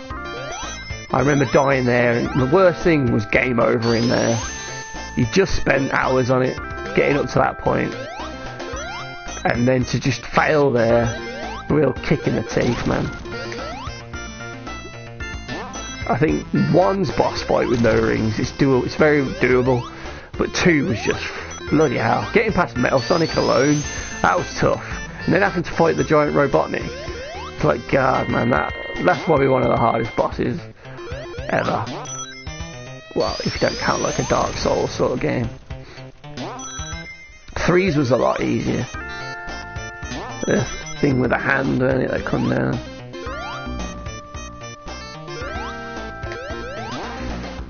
Bum bum bum bum ba-dum bum ba-da-bum ba-da-bum bum. There's a glitch there, and then you can. I think you drop before the bridge falls, and it'll push you underground, and you teleport to the end of the level.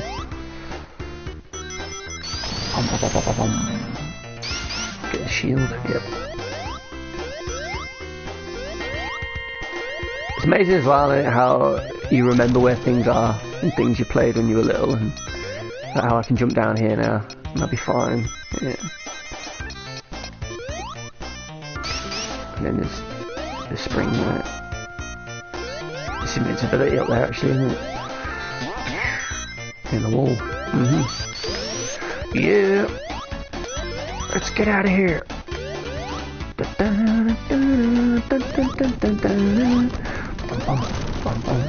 Go, go, go.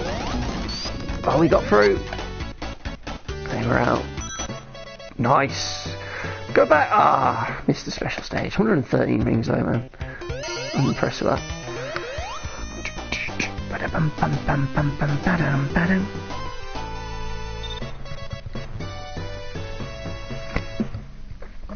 Oh, we've got another life.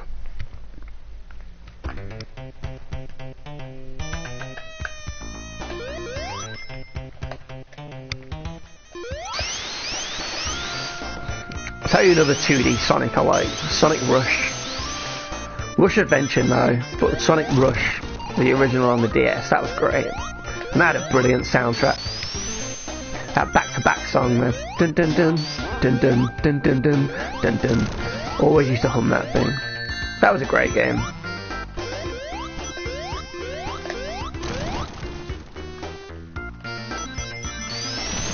I think that was Dintz's best one. The advanced games were good, but Rush was a special one. I liked that. Just a rocking soundtrack on it.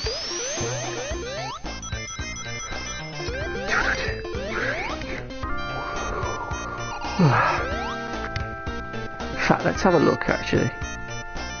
How much has it made so far? Can we see?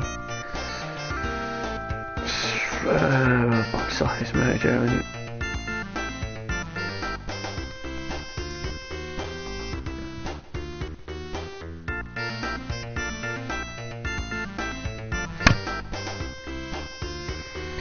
Let's see when that comes up.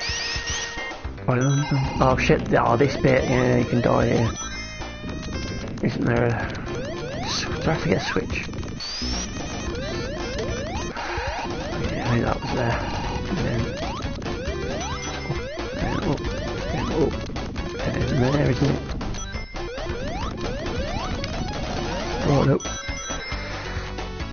I thought there was a switch there. We'll stay in there for a bit. Oh, my phone just killed itself. Well, it looks like I won't be checking how much it made. Tails, what are you doing, man? You're gonna get a headache in there. Tails? Well, he's gone. Let's have a look on here.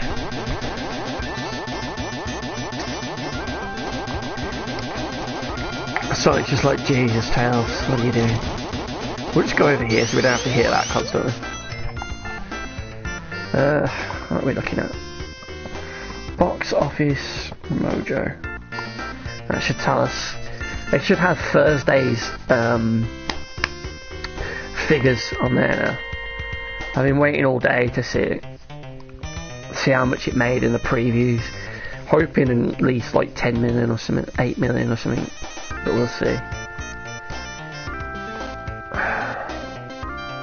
3 million. No, that's not great. I was hoping for more than that, to be fair. damn it. Although, that is the previews. That's still good though.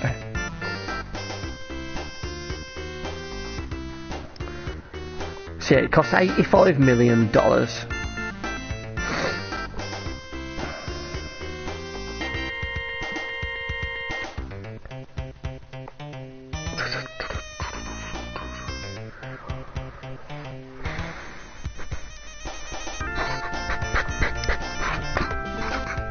Interesting to see how much it can make this weekend.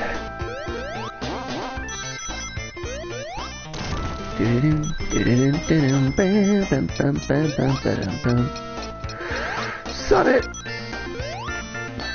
Oh, almost. One.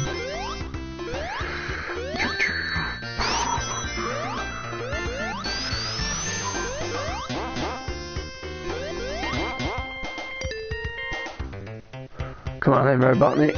Let's take you on. You come in there and yeah, 1, 2, 3, 4. Oh, Tails just screwed me up. And you killed all my lives. Another fucking Tails. You just jump, don't you? That's great. Yeah, you just fucking jump and then make me go through him. That's great, Tails. Thank you very much for your help there. Really appreciate that. Thank you very much, man. That's great. I really like that you jumped there. God damn it, Tails! What have I told you? 1, 2, 3, 4, 5, 6, 7, 8. Get out of the lava! Get out of the lava! That's how you should do it. Another one that you can choose, just like the chemical plant one. Boom! And it's done. Another zone down. Ah, Oil Ocean. Oil Ocean, worst. Then Metropolis Zone, purely for the corkscrew bit when you're on the bolt and you gotta spin it up, and then you got those bastard spikes that come and shoot things at you. Those bastard stars that shoot the things. And then this level, or the zone after, the act after it, one of them has that bullshit bit with that pitfall. Oh, cheers, Tails! Bloody hell! Just trying to get me killed.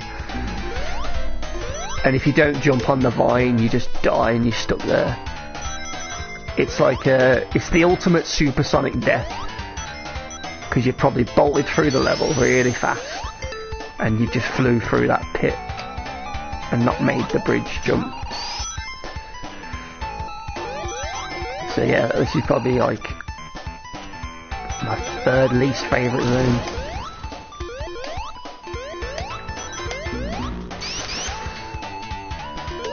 And Sky Chase and Wing Fortress, they're cool ones. They're kind of like the same zone, aren't they, really? Because there's only one of each.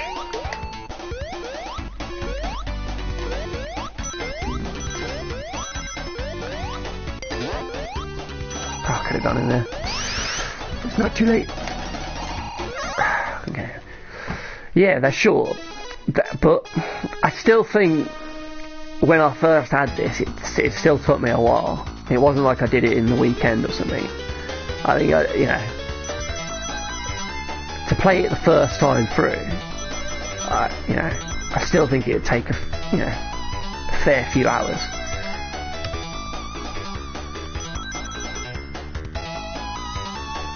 But once you've completed it, you can just bolt through it. I mean, the speedrunners, you can do it in like, what? Is it like 15 minutes or something? Something crazy like that? Do the whole game? It's like, Jesus. Oh, we completely missed those there. That doesn't help. Tails, watch out! No, Tails, it fucked me.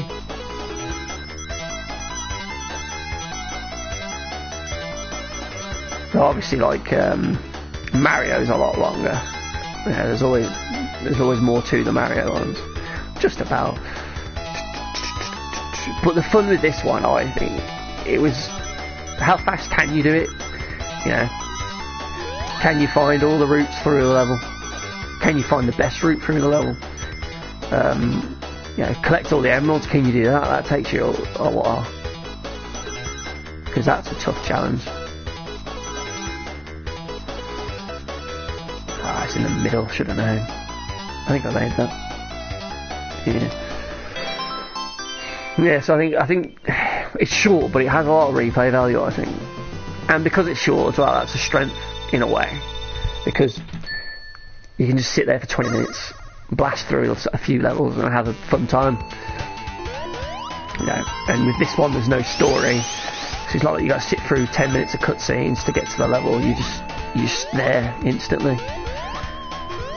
I think that's what makes some of these old games work. There's no real story, and you're straight to the gameplay. Bang, bang, bang. There. Level.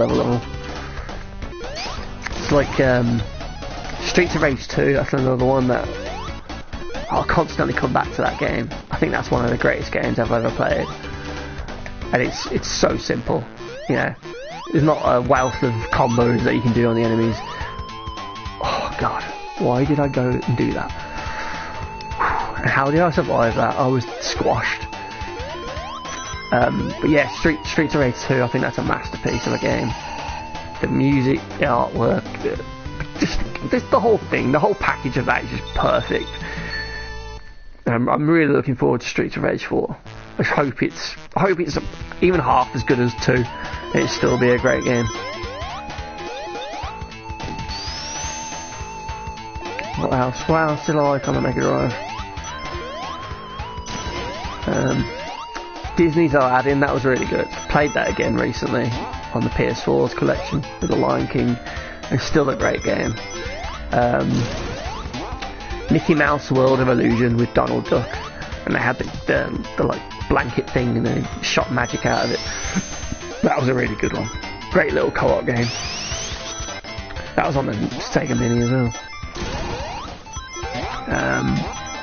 Power Rangers as well.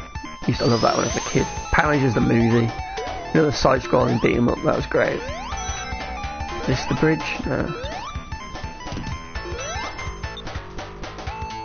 So many good games on the Mega Drive though. Great console. I had that for... I think I had that in 91 with Sonic 1. And I think I didn't get the PlayStation, my next console, until 97. I had that for 6 years, man. And I was still buying games for it. I should have died there as well. And loving it, man. It was such a great console. I feel like I'm going back on myself now.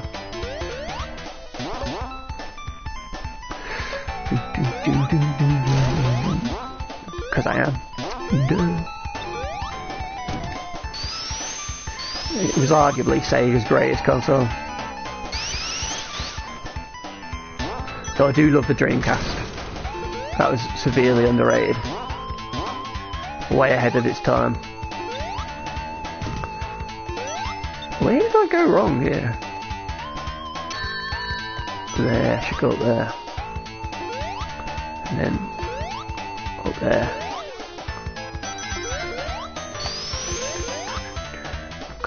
I'm conscious of that pitfall being somewhere. I don't want to fall in it. Oh shit.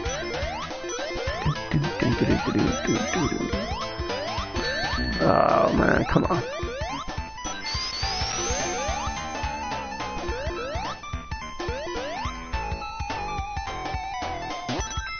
Somewhere here, I think. Got it? Yeah. That's not it. That's not it at all. We'll take those though.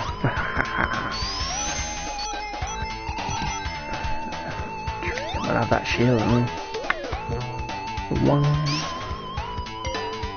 There's the chip. Oh, this is the boss. I've missed it. Brilliant. Brilliant. I avoided it. Wherever it was, I avoided it. Dun dun dun dun dun dun dun dun dun dun dun. What a tune as well this was. I wish they put this as his theme in the movie. They sort of had a sort of like similar sort of theme, but it wasn't this. I wish they... Oh, I just ran into that. I wish they put that in the film. And when he got into his when he started to wear that red suit, I was hoping he had black trousers on, but it was like an all-in-one red suit. That was a shame. Just to go back to the movie for a second there.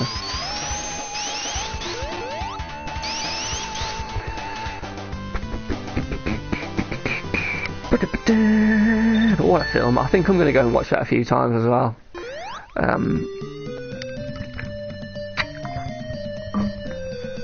I might go again at the weekend, and then I'm going to go again with a few friends on Monday. But I'm tempted to watch it loads of times. I think it's one that you'll see other things as well. Like a Marvel movie that you spot things you didn't. A little more Easter eggs. I'm sure there's plenty more.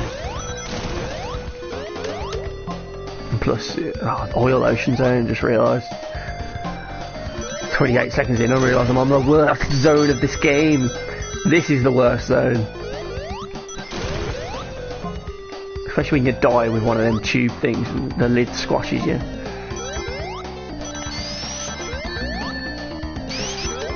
Cheers, mate, that was great.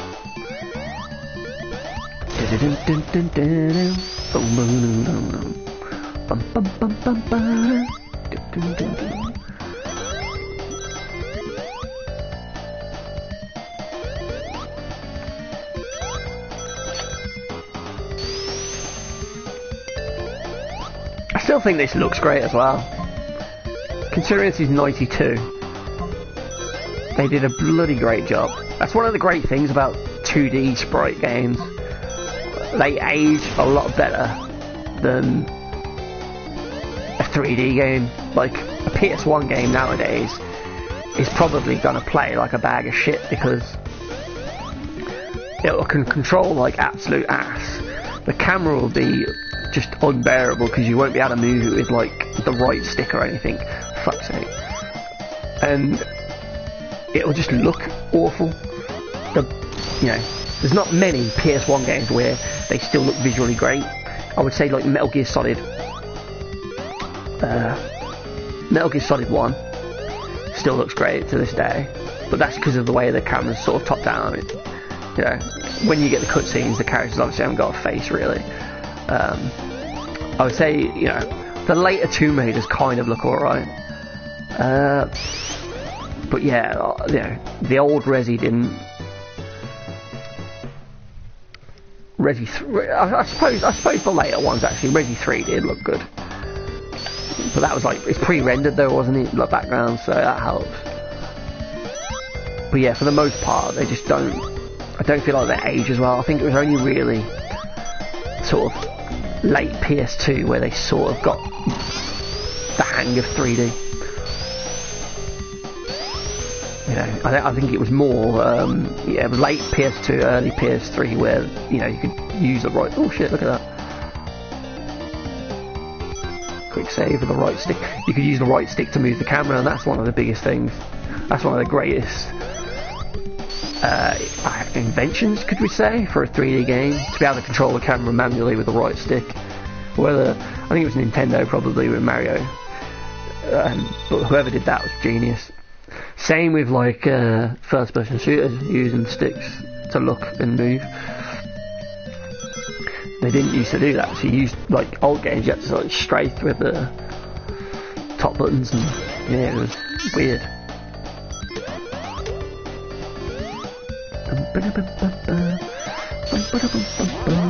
Oh no! Oh no! Do it another way. Oh, that's another thing I hope to see in the sequel. If we're going to go back to his sort of world, I hope we see the Chaos Emeralds, and I hope that leads to a supersonic. Because I thought they would. There's a bit in the film where it kind of looked like, oh my god, they're going to do it here instead, near the end in the final fight. But it wasn't. It was just he sort of just charges up as a blue energy. But yeah, I hope we get to see all of that sort of stuff. Supersonic, Metal Sonic, Knuckles, obviously Tails in the sequel. Robotnik building and enslaving animals. Maybe Robotnik going fat because he's eating all those mushrooms or something. He has a bad diet or something. No, I hope we get bits of that. I really don't want them to put Shadow in though. I'm sorry, all you Shadow fans. I don't feel like those modern ones should be in it. Not yet, anyway. If we get to like Sonic 6 or something, then fair enough, go for it.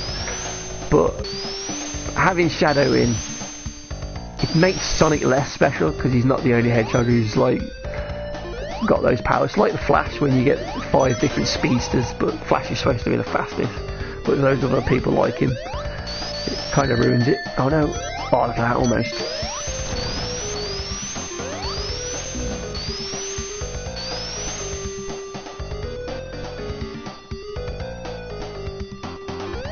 Yeah. That's what I was on about. They do like on the 20th of each month this year. They're going to announce things in that like Nintendo style Direct thing. So there's going to be a new Sonic announcement every month. So whether that be like, I don't know, a new game, a new version of the comic book, or a new TV show and things like that, or new merchandise or something, they're going to do. They're aiming to do new announcements every month. Oh, that was close. And then the laser now, isn't it? Can we duck? Nope. Tails, jump, man. I shouldn't have got hit there. That was my fault. Oh, jump, Sonic, jump. Duck, Sonic. Not left. Oh, I couldn't get out. Panic then, we couldn't get out.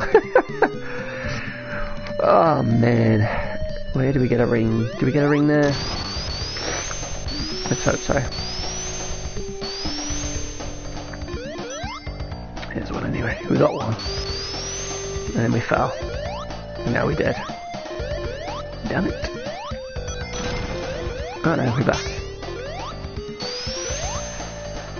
God damn it, Sonic, jump up there.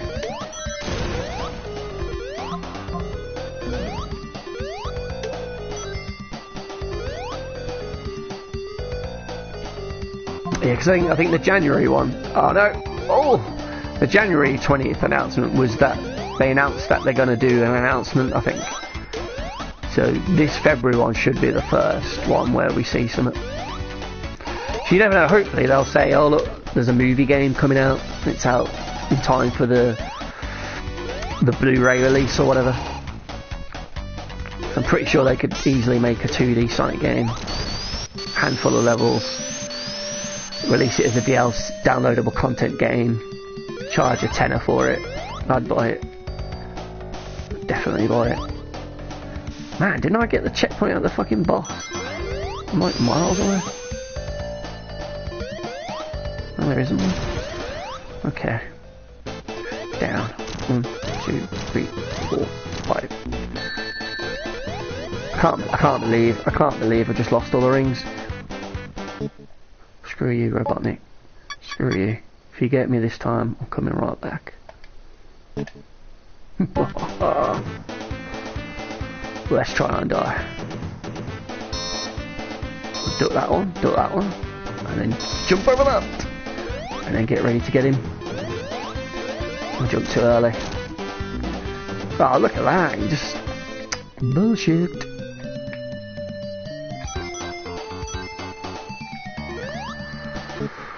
That was the wrong load. Did I load the bottom? I think so.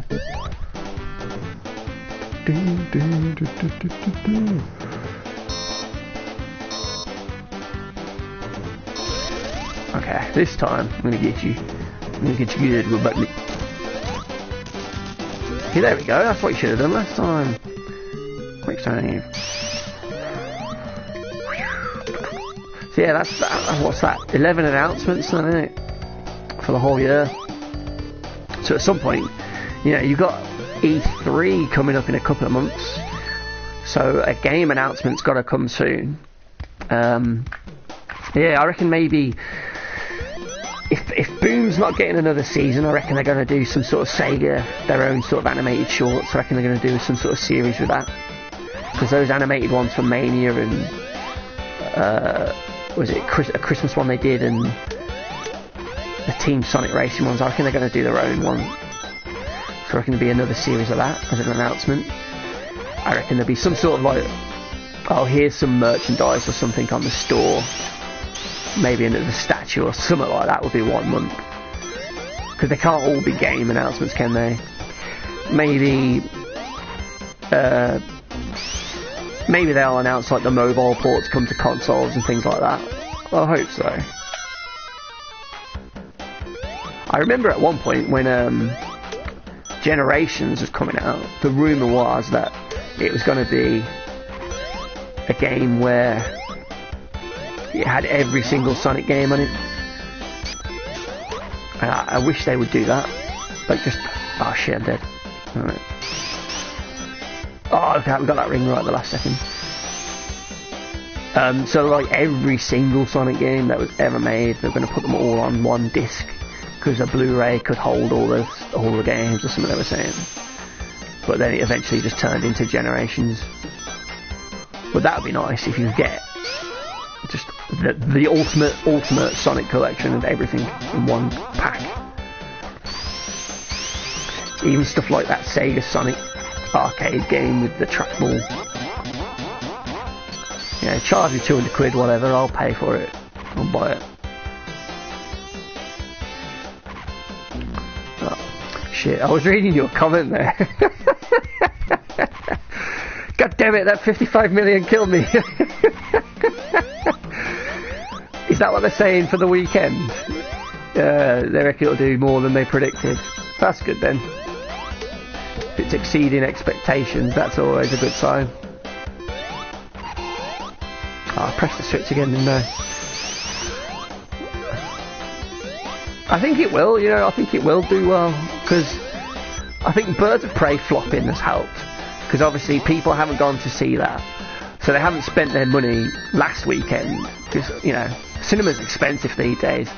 I mean, I'm in the UK and that cinema just cost me £11.50, and I think that's what, like 20 something dollars in America that would be. That's a lot of money. I hate to do the whole back in my day thing, but I remember it was like 8 quid or something. Yeah, they'll definitely, I think they'll definitely make the budget back, the 95 million. I think, I don't think there's anything out for the next 2, maybe 3 weeks that's like a big film. And it's like the schools that break up now as well in certain places, certain countries.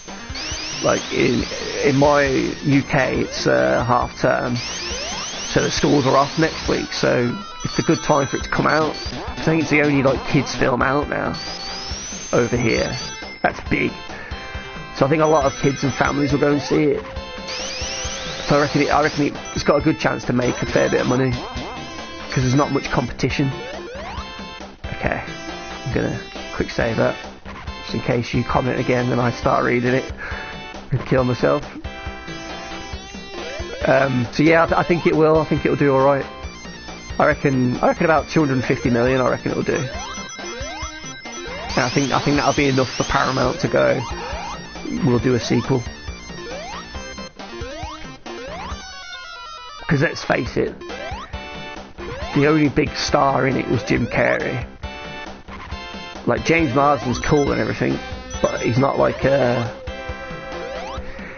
Brad Pitt, is he? That would cost like 20 million alone just to get him in your movie. And the other woman, I'd never seen her in anything before.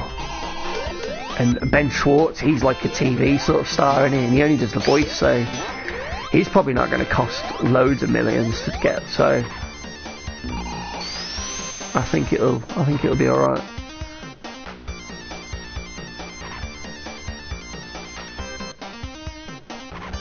Yeah, you're right. That probably would have been a worse time for it. You would have had like Star Wars as well after a while, and it's a more crowded space. Whereas, Roger Craig Smith, sorry. Yeah, I do like his voice, but I don't know. I enjoyed the Ben Schwartz. Ah, shit. Missed it. But yeah, they are both good. He's doing alright though, man. He's got the games. I'm sure they'll still keep him on for the games.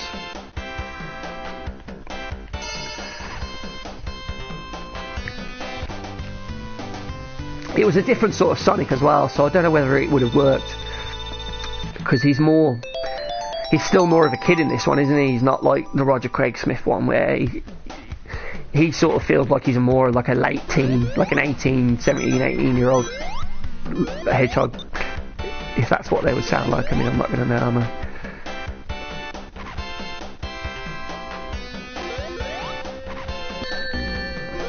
I need to start reading those comments when I'm bangling over lava.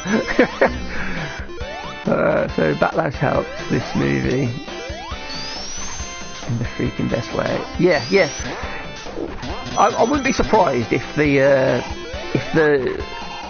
horror version of Sonic was just a marketing ploy anyway. Like they were never planning on doing the movie with that version, and they just released that. Because if you think about it, it gave them loads of good publicity, really. Because even though everyone was mocking it, everyone was talking about that movie for a good couple of weeks there. And then they got the whole, the internet. Oh, look, what the hell? I just fell out of that. The internet then hailed them as heroes because they changed it so it was more good publicity. I wouldn't be surprised if it was a bit of some sort of clever marketing stunt now. But if it wasn't, and they did actually, because I don't think they made all of the movie, they filmed all of the movie, but they hadn't actually done all of the modelling with him, that original version. I think I read somewhere that once they showed that first trailer, that was the only footage they actually finished of Sonic. They still hadn't done all the other scenes, it was just the scenes for the trailer. So it wasn't like they had to go back through the whole film, take him out and put the new one in. It was literally just putting the new one in anyway, because the other one wasn't there.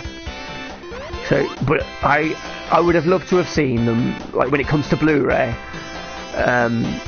maybe they do like a Halloween release with the freaky version. So I would love to see what it's like, and how different it makes the film.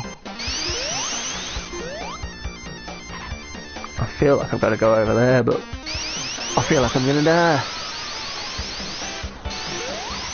I didn't die. Boom. Oh, one of those star spikes.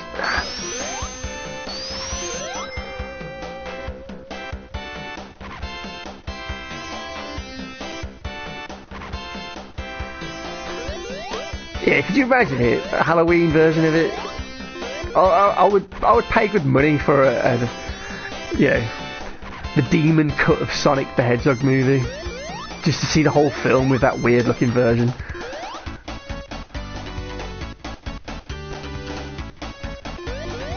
Because it'd be a completely different film, man. Like, I don't think the little girl would be giving him the shoes, she'd be running away in horror, man. Oh, that was a nice spin dash there. Even caused the frame rate to drop. Ah, oh, look, just as it ended, just as the thingy ended, I got hit by that spike. Bullshit, man.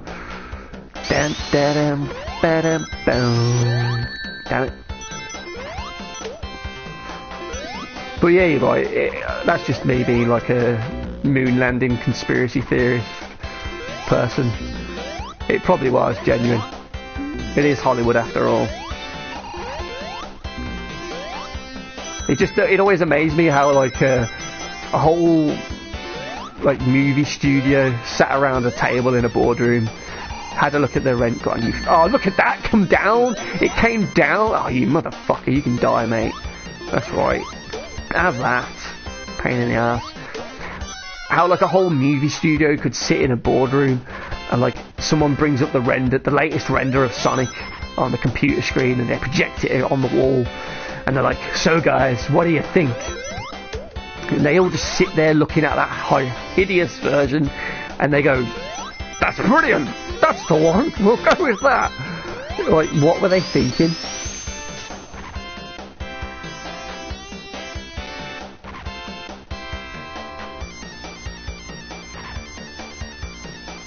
Oh, with when he's on the bridge and his legs are like up in weird places, like, yeah, oh, that was weird. They still had that. That's strange, man.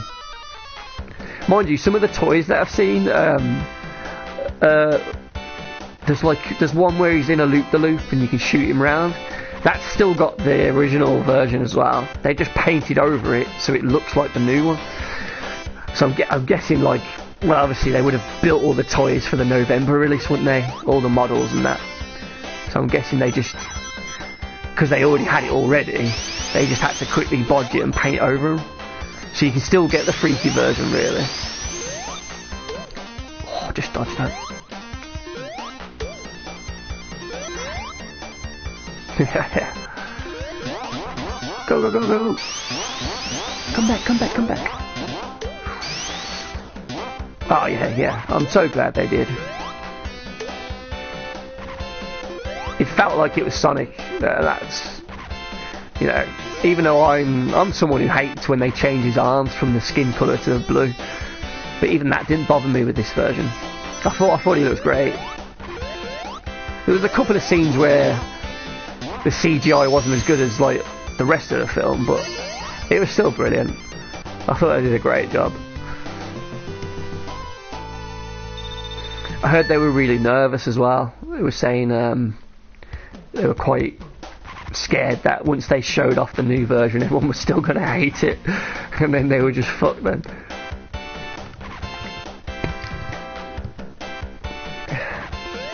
But that's only something that could happen to Sonic, innit? You know, it would never happen to any other character, that sort of thing.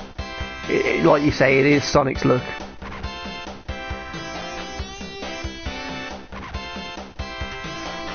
Yeah, no, you are right. It would look weird if he had those, like, arms as the arm colour.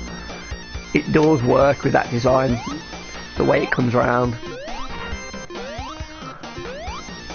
It does. It makes more sense, to be fair. I'm just a sucker for the classic one. Where's this thing? Oh, it's out of sync. Tails, just fly, for Christ's sake. It's not going to come down, is it? Okay, we're getting this way. Oh yeah, he did a brilliant job, didn't he? I watched his like how to draw Sonic thing the other day. Nice little video. He definitely helps that. Yeah. I reckon he had a hand in that Tails design as well. Because I wonder what Tails originally would have looked like. I'd be interested to see that as well. Because I reckon he would have looked even worse. I remember the joke pictures that people put up on the internet once the first version of Sonic was shown. And I reckon it probably would have looked even worse than them. Yeah, see, we need to get this Halloween version, I'm telling you. The Demon Cut needs to be released.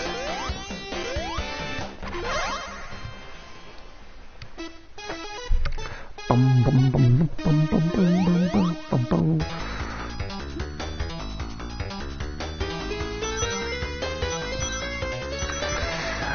Oh shit, yeah, you reckon they just, put him in last minute kind of thing? Yeah, you might be right. I reckon if that was the case, the Robotnik scene when he's in the Mushroom Hill Zone at the very end, I reckon that would have been the end, the extra credit bit. And yeah, they just had that additional bit added.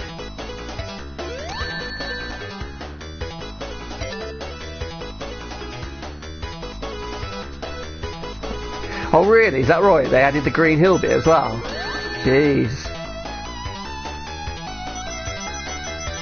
See, that's one of the best bits.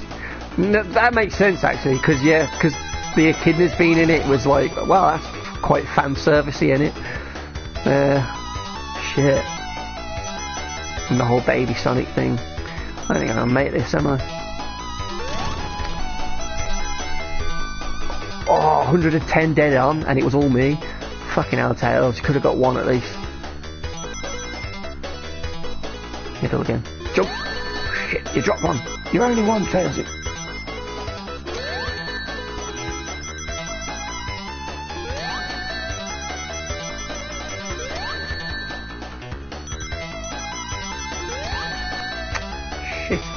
It's over. It's over! Tails dropped all of his rings.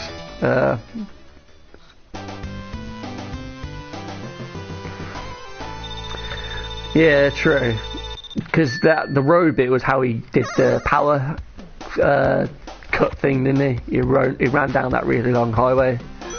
Whereas in this version he was on the baseball field. There was also... Did he do the bit... He didn't...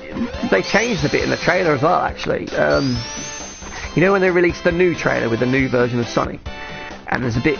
He's running through Green Hill. And he says somewhat like, one big blue ball of energy in an extremely handsome package. And he sort of slides across the screen. He's adult Sonic there. And he's in Green Hill. But that doesn't happen in the movie. And you don't... It's not even like you saw that at the end, even.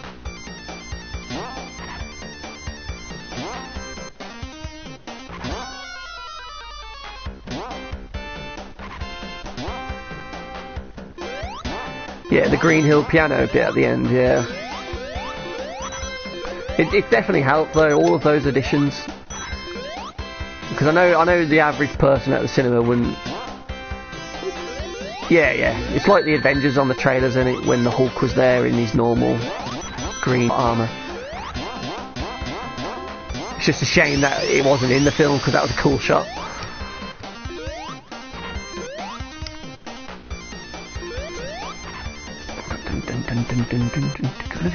But it'll be on the bonus DVD anyway, I'm sure.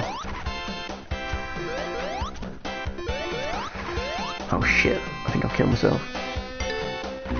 Oh, I didn't want to go there, but never mind. Oh no!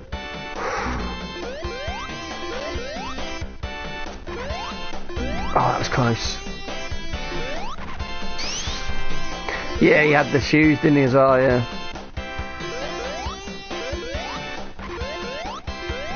And I think when he was in the car as well, didn't he? I think he had his shoes on then as well. In some of the trailers.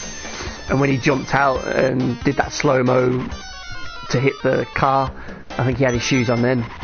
But in the movie, he's still got those grey ones on at that point. Okay, he hasn't got to the house. Oh shit, I jumped. No.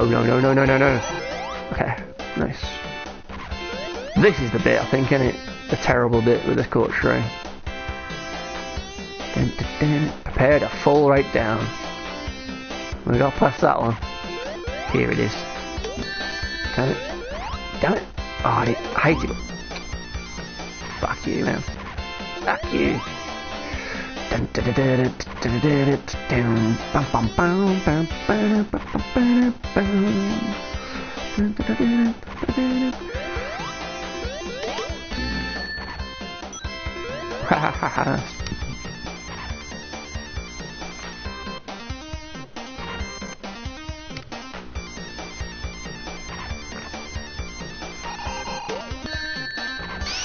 That'll do.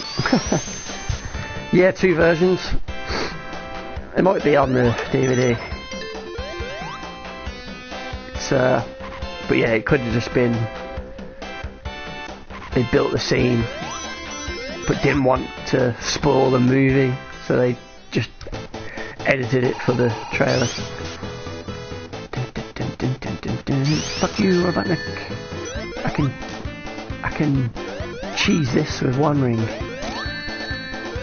That's all I need. Keep 1 ring. Yeah. Get the ring. Smash that. And jump. Smash that. And he got the laser now, and he... Shit. I should have known. In fact, I did know. I still got hit. You did.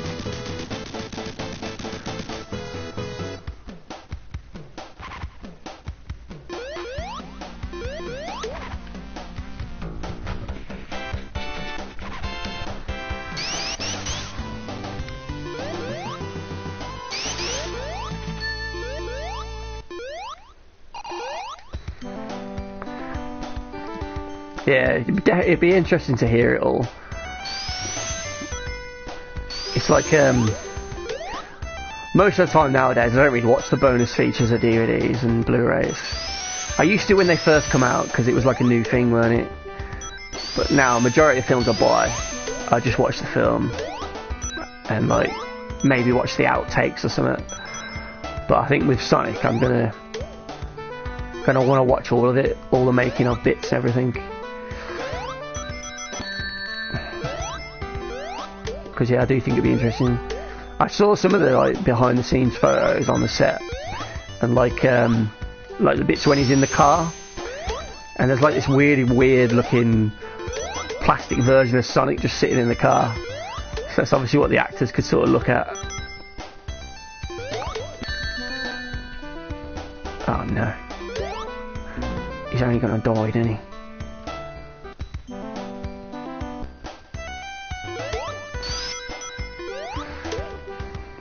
Really loud.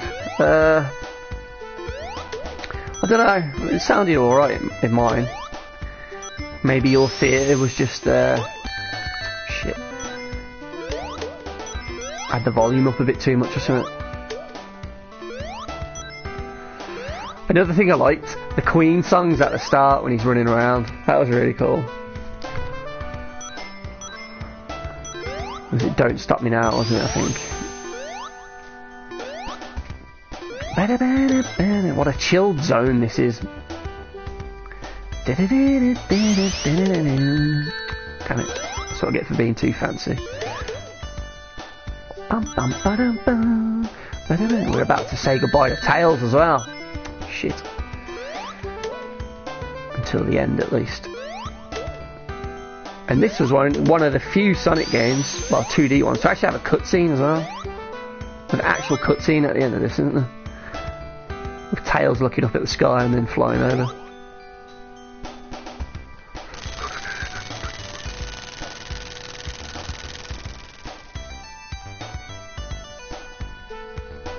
Oh, right, jeez. Yeah, they must have cranked it right up then.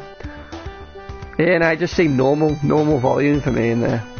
But it didn't feel like I was vibrating with the sounds or anything. Oh shit, it's not over. Oh no, get the ring, Sonic, get the ring. Just random things I remember popping into my head, but I liked that they used the rings as well, and they actually had a good story reason as well. It wasn't just like he got hit for a joke, rings dropped out of him or anything. Yeah, I liked that they used the warp ring from Sonic 1. I thought that was a cool idea.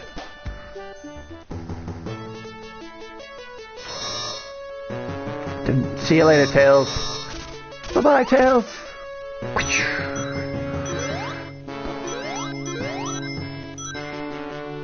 We'll do a quick save out. I'm gonna need all those lives for the death egg. The chickens are, I remember them. Come on, platform. Oh my god, I'm not gonna make that. I'm really not gonna make that. That'd burn him, wouldn't it? Oh, look at this, he's doing it, not even looking. Badass. And then he just didn't jump then. I swear I pressed it. He was like, nope, I'm not doing that. We'll skip that. We don't want to see Tails die again. Come on, Mr. Chicken Man. In fact, I think you can get up there, can't you? Yeah, there we go. We'll have that. And then we'll go up there, and we'll cheese that, and skip that. And then I think you go left. Am I right? Yes, I am. Okay. Skip all that shit.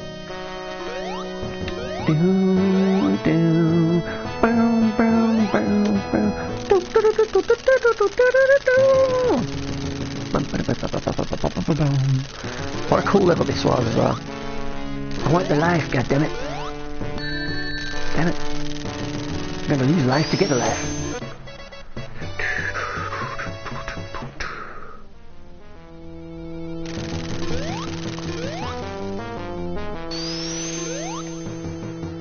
Okay.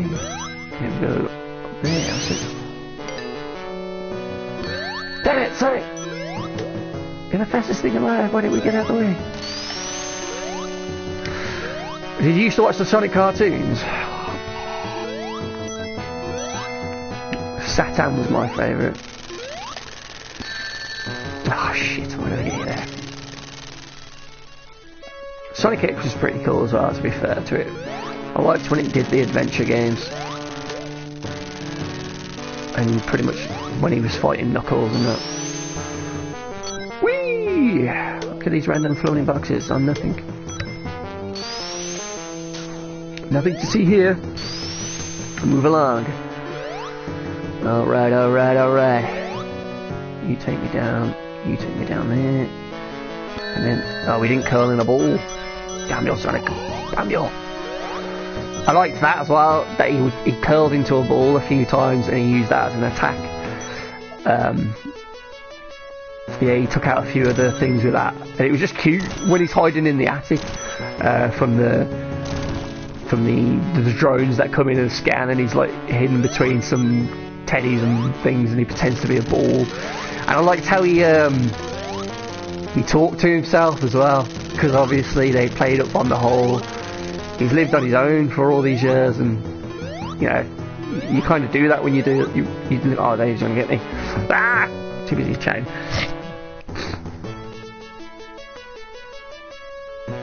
You know, yeah, he sort of like, he had a few personalities, didn't he? He was like chatting away to himself at times, arguing with himself. I thought that was quite cool. Let the pictures now know so, Sonic. Come back, ring. Magic ring. Ah, oh, damn it. Don't die on me now, Sonic. I'll take those. Didn't know they were there.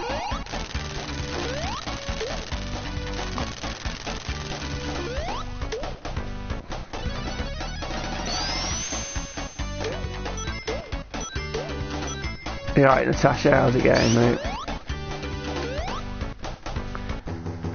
Have you seen the movie? What do you think of it? If so.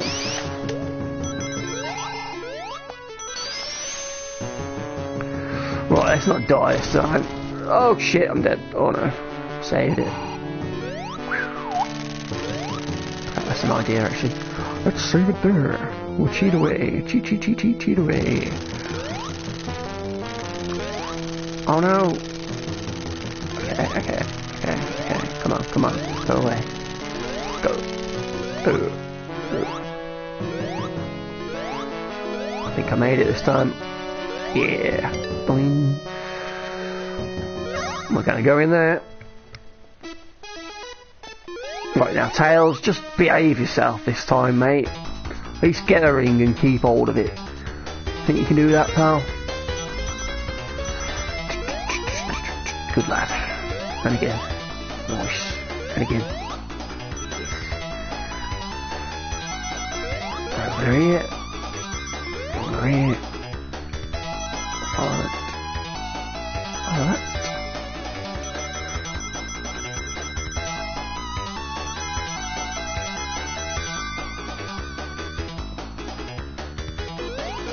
Oh, I panicked. Just jumped. I made it though. 110 and I got 77. Tails has got 1 ring in total. He's got 2 rings now, he's doing well. I'm jumping at the right time, it seems. Oh, he got hit then, but he didn't lose anything. Brilliant. We'll take that glitch. Okay, we've got enough rings. I can't see what's going on. Jump! Shit. I think we're alright. 106, oh shit, that's going to be a tough one. I'm going to need you to hang on to those 1 ring that you have, Tails. I said hang on to that, Tails. Please, for the love of God. Please, stop dropping the rings, Tails. You need to stop dropping the rings. What did I say, Tails? Shit. I did it.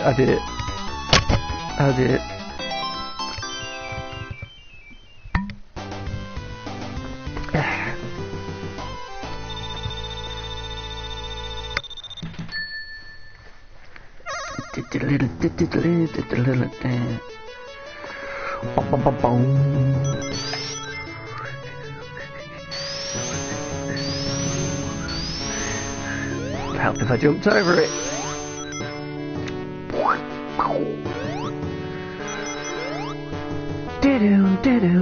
We're almost at the end, people. To the toughest boss fight in Sonic history. The one that took me so many attempts back in the day. so many goddamn game overs, man. But this one here, this was the first time my hands were actually shaking when I was playing a boss fight. This was just tough. So intense, this one. Gotta stay on these and jump up and hit it, but I fucked it already. And again, I missed it again. And then I just let that fly me in there. Shitting balls. Okay. Cheeky little hit in there. Oh no, I got hit in there. Oh no, one ring. That's not good. That's not good. That's not good. That's not good.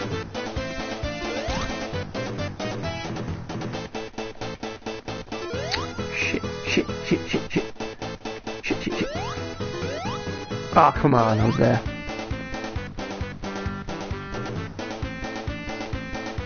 You get that as well? Oh man, I remember it when I was little. I was actually shaking at this point. I was so nervous. I think it must have been the first time I was here, and I just thought this was the end. Little did I know, I was in for a right fucking nightmare afterwards. This is tough. You can easily get hit here. This is a tricky fight. It's not like the other ones.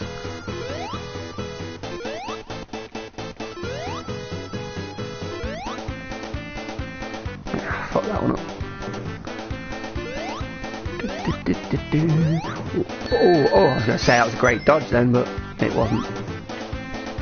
And yeah, that's messed me up now for that one. Shit. I don't know why I jumped in that. Oh no, he's got outside the wall! Oh, crud. Oh, I'm fucked.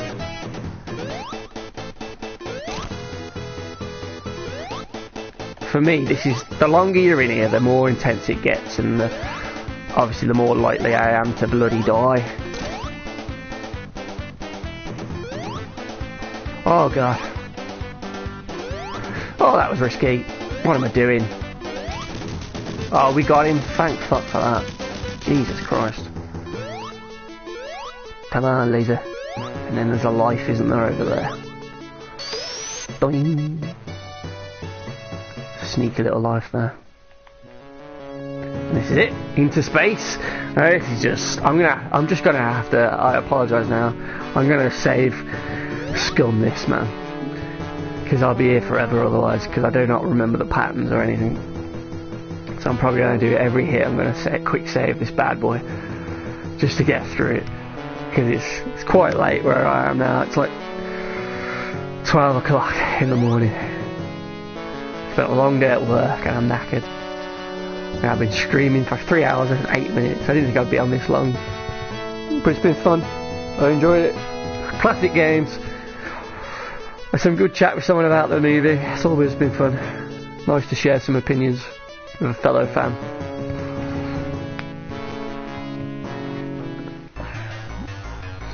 And I haven't once said like, comment, subscribe or anything, which is pretty fucking good, I have to say. I'm not trying to sell you anything, get you to jump on my Patreon or whatever bollocks people normally do. Well, I think you could do that for 2. No, I can't. Okay, I'm dead. I swear you could do that. I can't. Maybe I have to be a bit forward. Maybe here. Okay, there's 3, and then I jump over him, I think. I'm going to save that there. Okay, let's not do that.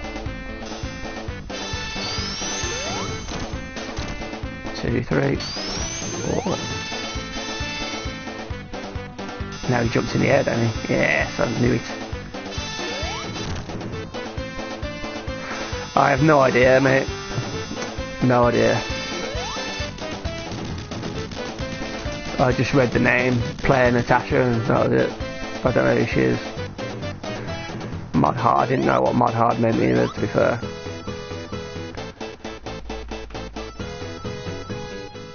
This bit though, oh my god, you just finish the thingy and then you get this bugger. I can never remember how you really hit him.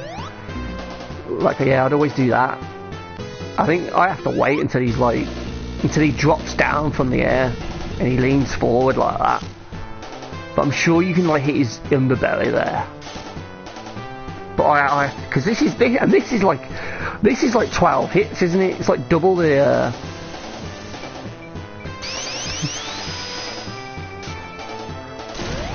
Does he shoot his arm? No, I don't know what I'm doing. Yeah, he does. there it is. There it is.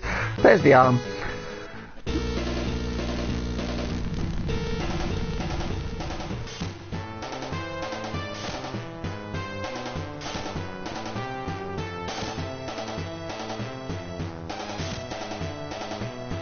Oh, sorry, I read that wrong. No, I don't know who that is anyway. He dropped his Sonic movie, really. People never happy. So he's just slagging it off, is he? Damn it, there's two. I should have known he had two arms. I think some people are just... There's a lot of hate around Sonic anyway, and then people want it to fail, and they want the games to fail. Because he's a butt of a joke, isn't it? And I think people will just hate on anything Sonic just for the sake of doing it, even if they don't actually think it is that bad. Can I get a quick hit in there? Yes, I can.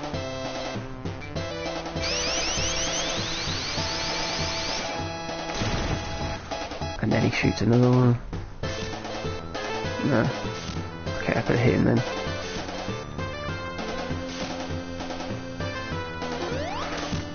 In there, I do.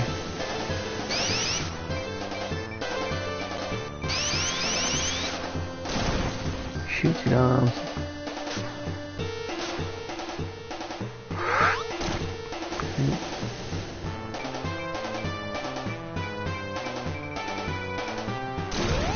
Okay, hit you there. Mostly a Nintendo channel. Yeah, there you go. It's that classic 90s Sega does what Nintendo rivalry in it.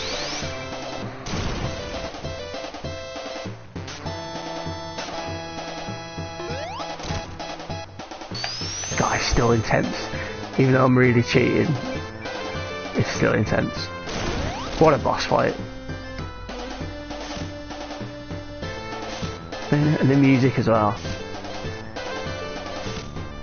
Can I hit him again? Oh yes, I can.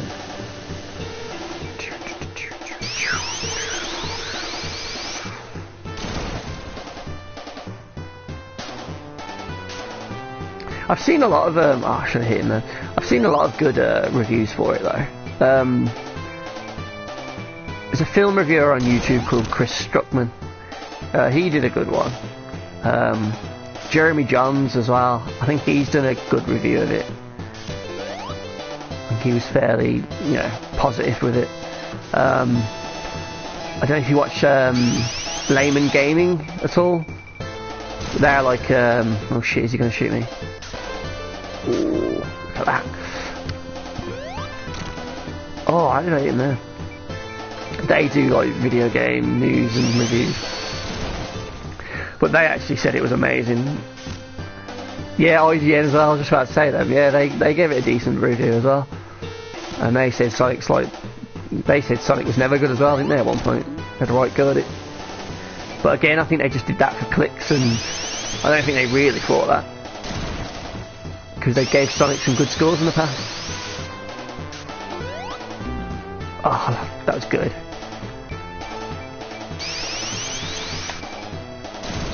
But now, I think you could take someone who wasn't a Sonic fan to that and they would still say, yeah, that was a pretty good film. Gotcha, you son of a bitch.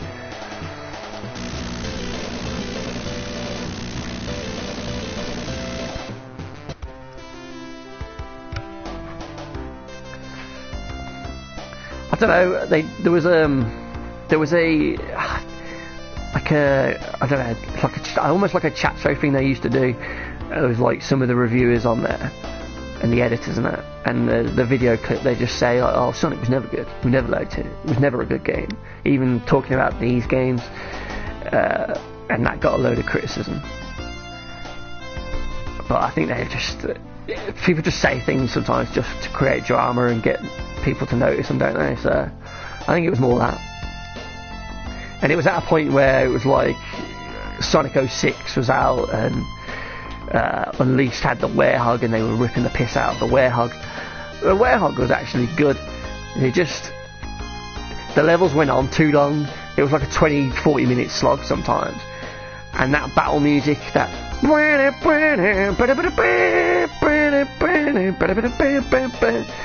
was just annoying as hell. The first time it was crap.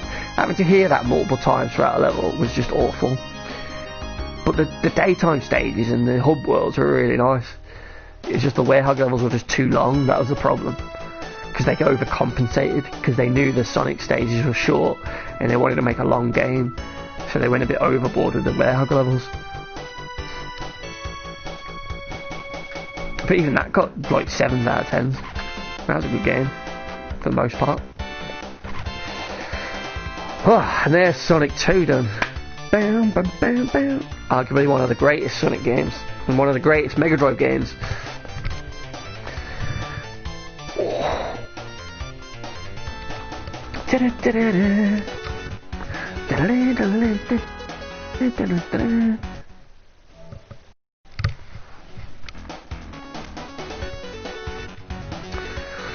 Sorry, that went off there. I accidentally turned on this other pad and it fucking freaked out.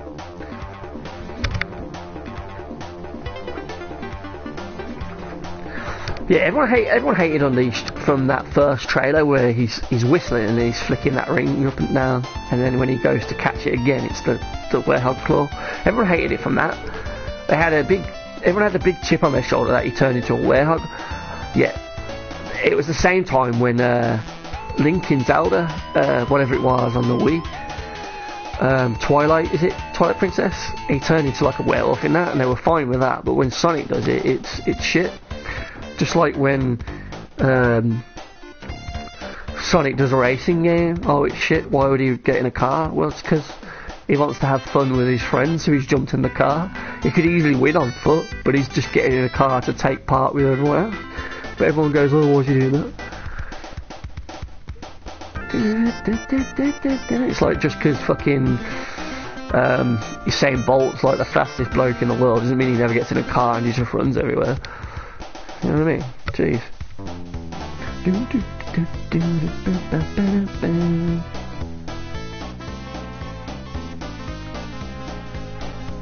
Yeah. But that's again, like I said, that's just IGN doing it for clicks. Oh, have you seen IGN's 0 out of 10 review kind of thing? Everyone will notice it then. Whereas if you did a average review or a positive review, you don't get as many clicks, do you? It's just how it works. Sonic's an easy target, and most of the time, with a lot of it, it's Sega's fault because they've rushed it to get it out for Christmas or something, or they have literally got bad controls or a shit camera, or there's a weird story. Like Sonic 06, that was their fault. They rushed that out. They weren't ready, but they wanted to be on launch for the new consoles, didn't they? So they messed that up themselves.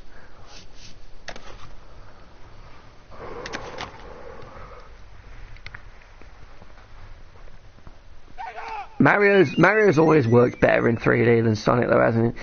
He's slower, so it's easier to move around and control. Sonic seemed to be just obsessed with speed, but as you've seen from Sonic 1, it's not all about the speed, there's still the platforming in it. And they could never nail the controls or the jumping. The jumping never felt right either.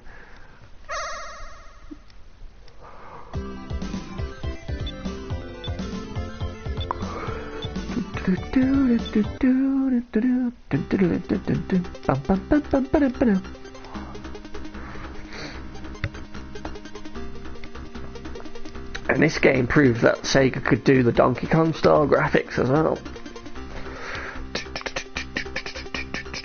Didn't need to be on a Super Nintendo. Look at that! Look at that! That was fucking amazing back in the day.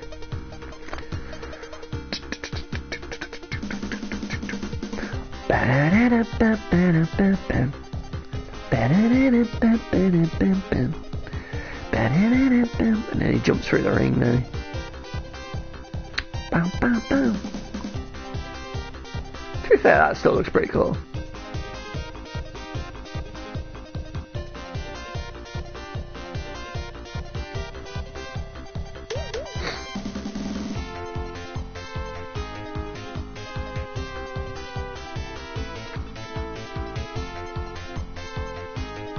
Yeah, Mario 64 was like the first one though, weren't it?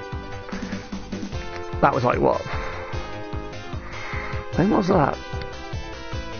Mid-90s, weren't it? Adventure 1 was like 99, wasn't it? So it was a couple of years later. But yeah, no, Adventure 1 did work quite well. 2 as well. Every now and then you get the homing attack break, wouldn't it? It wouldn't go where you wanted it to, but that was about it, I think. You could still move him around and jump platform to platform fairly easily. God, this one's awful. This was the last Mega Drive Sonic game. Bow, bow, bow, bow, bow. What a weird game this was.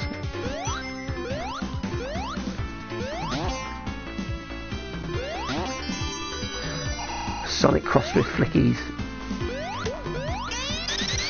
And we missed that one. Fuck's sake. Isn't Tails or Knuckles down there as well? He's got the bonus stage, isn't he? Sure he appears down there at some point.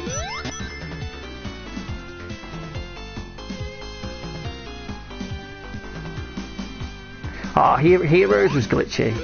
Did you have that on the, I had that on the PlayStation 2, and that was, yeah. The special stages I was on about earlier, you couldn't run up the sides of the half pipe because they'd be running, and then they'd like hit an invisible wall, pop and drop. Yeah, they did. I don't know what they did there, but the controls, yeah, it was maybe too sensitive, very glitchy. Yeah, there's Knuckles.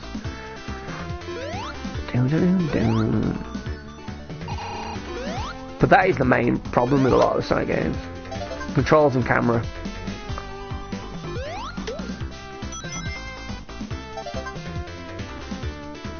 And then lately as well, the new ones, it's when they do the 3D, the 2D bits. The 2D bits are always crap because he doesn't control right.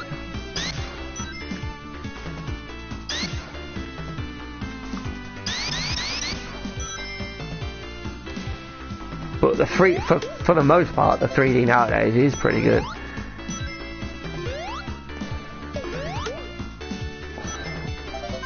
It's more of a trial and error, isn't it, until you learn the best routes. More of a racetrack than a level. I got all the birds. I got 70 rings. I think that means I can go to the special stage. The bridge. I think it's the bridge, isn't it? And the spikes, yeah. This is a weird special stage as well. I think they just liked the idea that they could do that effect in the background.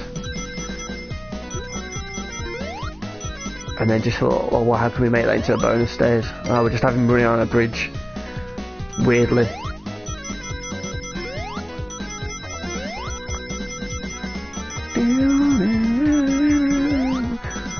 It's like a worse version of the half pipe. I don't even know if you can. I wonder if you can. I think you can fall off the bridge as well, can't you? God, it's weird. There's one that makes your eyes go a bit weird as well. Dun, dun, dun, dun, dun. Ah, yeah, you did get the best version. The PS2 one was the worst. I think they secretly hated Sony at that point because they helped destroy Sega, didn't they? But yeah, Heroes was, yeah, PS2 one, not great.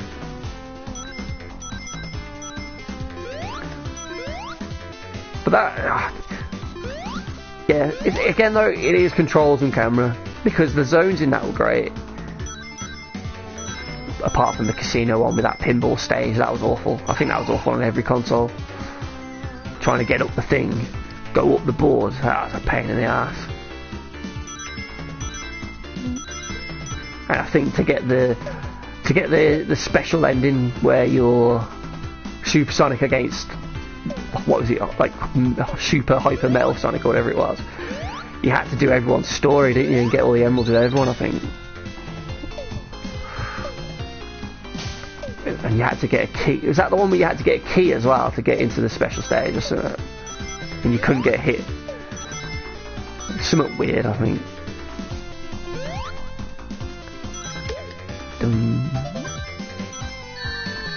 Oh man, I got hit.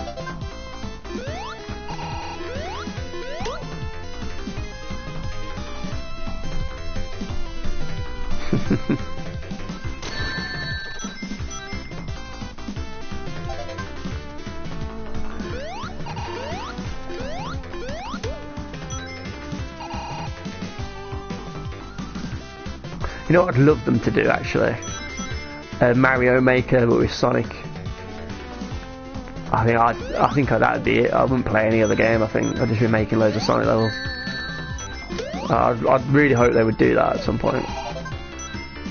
They could do the first one where it's just 2D, and then maybe in the sequels they can do like, yeah, Sonic Adventure Maker. Imagine that, you build your own Sonic Adventure levels. I think that'd be fucking cool.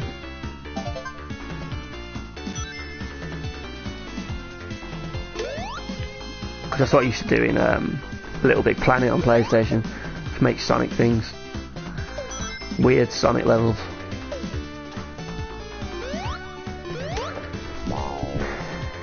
But if Sega actually did one, man, that'd be so cool.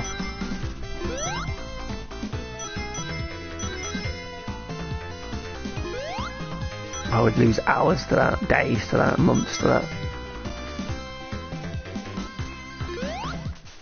So yeah, let's hope they announce that on the 20th of one of the months this year.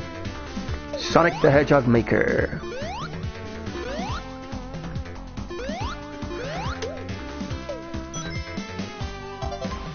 Where's the last one? Where is he? Maybe down here somewhere. Over this bridge maybe.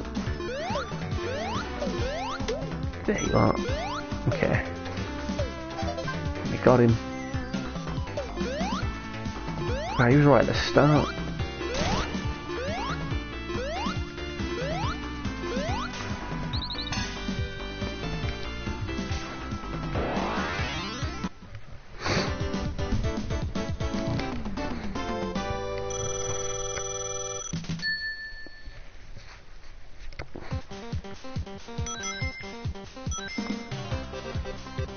Yeah, I think both do look cool. I prefer the classic one because that's what I grew up on. That's what I first saw it as. But I think the Adventure 2 one was quite cool because he had really long spikes at that point. He just made him look older. But I like the modern one now, the slightly redesigned version of it. I think it looks cool.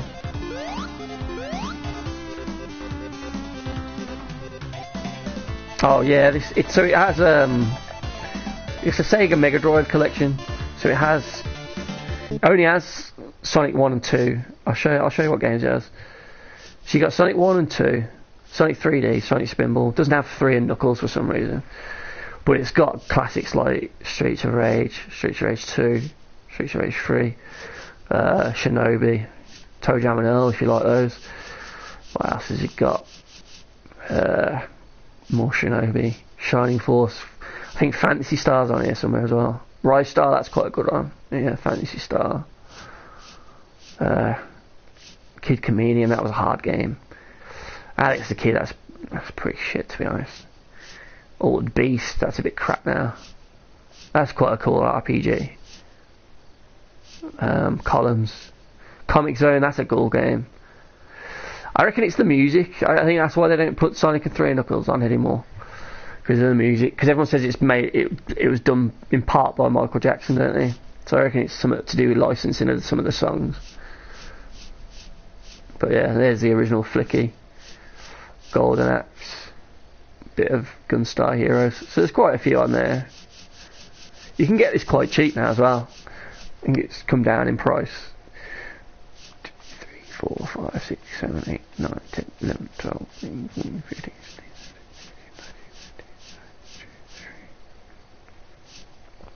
45, 46, 48.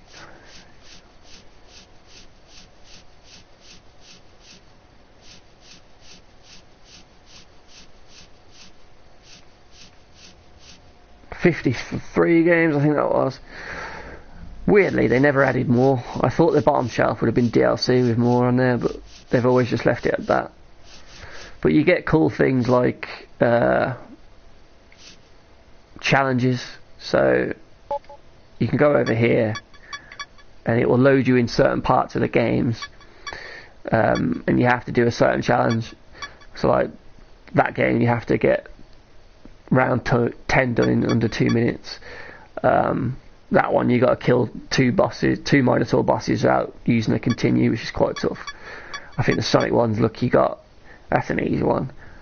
Complete Green Hill Zone in under a minute, but they mirror the level so it's flipped around. So they're quite good.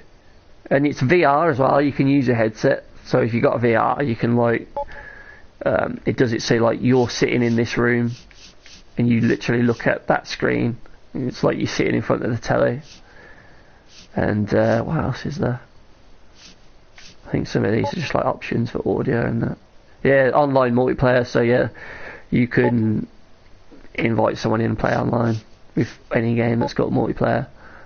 Credits up there, games there. But yeah, the VR's cool because you're just sitting there in front of the telly, and you can change some of the settings as well. Nothing too fancy. You can make it look like it's on a TV. We'll give it a border.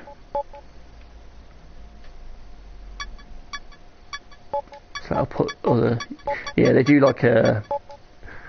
improvements, but it's just smudging the pixels so they look a bit crap, really. I'll show you what that looks like.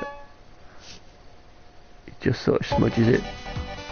See, to me that's not better, is it? That's worse. I don't know why you would want to play it like that. It looks like an oil painting now, but it looks crap. But you can do things like that for some reason. So it's pretty cool. It's a pretty cool pack, to be fair. It's not as good as the... If you want it purely for Sonic, it's not as good as the Mega Collection, but...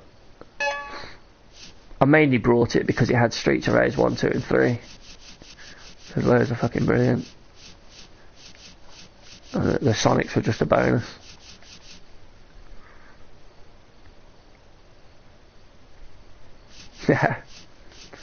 Yeah, well, like I said, when 91, when that came, I'm 34 now. Gonna have to think about that then. So I was the perfect age when all this come out. I was the little kid, the little 6-7 year old playing all these. I was early teens when I was in the PlayStation generation. So this was perfect for me. And this, yeah, my bedroom's kind of like this. Posters of Sonic and that on the wall. I had the Sonic bed sheets, all sorts, mate. It was class. Yeah, it was good times, simpler times. You had to work hard to get through a game back in the day. No checkpoints or anything. Couple of lives and then that was it. Definitely harder. Oh, it's got Beam Machine as well.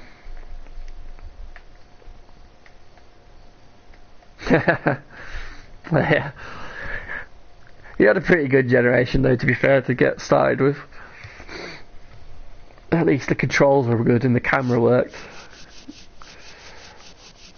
Yeah, I saw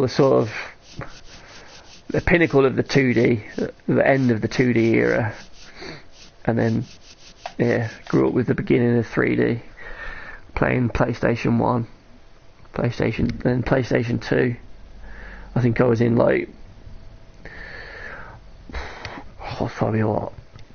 it's probably 15, 16 when PS2 come out. I did a paper round. I had to save up my money for about a year and a bit to buy the PS2 on launch day. That was fucking brilliant. Tekken Tag and Time Splitters, I think I got. What a good set of games that was.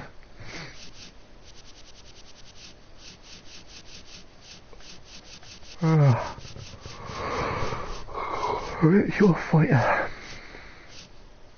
Yeah, you never saw things like this. Look at this.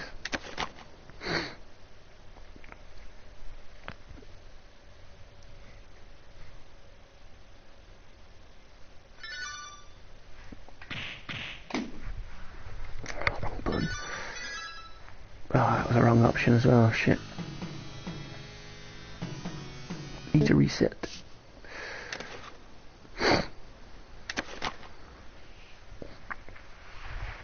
Yeah, back. I don't want to say it was better back then, but it was definitely different. Back then, it was more. If you liked video games, you were the nerdy sort of kid. Like, it weren't like it was now, where, like, yeah, I could be in school back then, and I might be the only kid that's got the consoles, or I was the only kid getting the magazines for the games and that. Yeah, there wasn't many that played it. Whereas nowadays, you've had big games like Call of Duty, GTA especially. They made games more mainstream, aren't they now? And I feel like nowadays with games, it feels more corporate. It's more of a business. Got to make money. They've got to sell. I mean, look, whereas back in these days, it was people in their bedrooms making games. It'd be one person making a game, or a team of 12 people, whereas now it's like, you only got to look at something like an Assassin's Creed game, look at the credits for that. They go on for like 10 minutes, and there's like 1,000 or so people making the game. So in a way, it's like lost its soul, or sold its soul to the devil kind of thing. As the industry sort of got more popular and bigger, you lose that sort of vibe in a way. I don't know if that makes sense. There's less creativity as well in a way. You sort of, a game will do something, and then the next 10 games for the next 5 years will just try and imitate that. Call of Duty come out, sort of changed the way FPSs were, and then every game wanted to have a multiplayer then. And GTA 3 came out, did a 3D open world, and then, as you know, every game sort of does that, and it's done that for years. You don't get many, you don't get licensed games many times now for like TV shows or movies, and there's not many of the sort of like weird games that you don't normally see. It's more like, the shooter, the platformer, the sports game, the racing game, that's it. Yeah, Breath of the Wild, got 200 devs, that's still small. Big compared to what it was now, but that's still quite a small one, to be fair. But back in the original Zelda days, it was probably only like a team of 20 or something, if that. Oh, she just kicked my ass. But yeah, PlayStation 1, that's when it sort of started. That was where it moved from being it was seen as like a kid's toy. Whereas PlayStation, they used to have PS1s in nightclubs, and you used to be able to play like Wipeout, which was that like futuristic racing game with the ships. And Tekken, you used to have Tekken in there as well. So you could be having your night out, having a drink, and you see people gathering in the corner and they're playing on a PlayStation. Whereas you'd never get that with like a Nintendo console. There wouldn't be a Mario console in the corner. So they sort of made it cool. They sort of took what Sega were doing, because Sega was like the cooler sort of, the console for teenagers, whereas Nintendo was the kids console. So Sega had all the sort of like, it had Sonic the Hedgehog with attitude, and it had like fighting games with blood in and things like that. It was more of an edgy console. And then PlayStation sort of took that sort of role. We've sort of done that sort of thing ever since. So really, Sega created that. PlayStation just copied it. But yeah, like this game here, you'd never get a game like this now. Test 1, 2. Sega.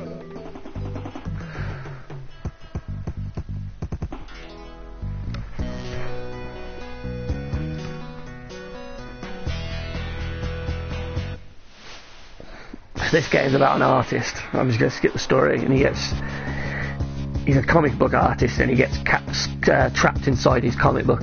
So basically, you're on the page now. I don't know if you've ever seen this.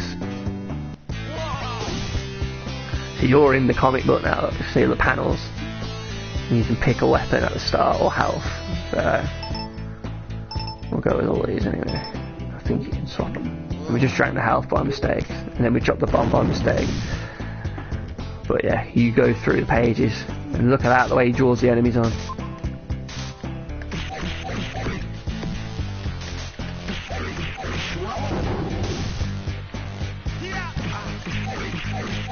But this game is like hard as nails. But when the last time you ever seen anything like this on like the modern console? I think this would look really cool in this generation. Comic book brought to life, and you can drop down. So now you can like choose your path, so you can go down or you can go across. And that sort of changes the story in a way.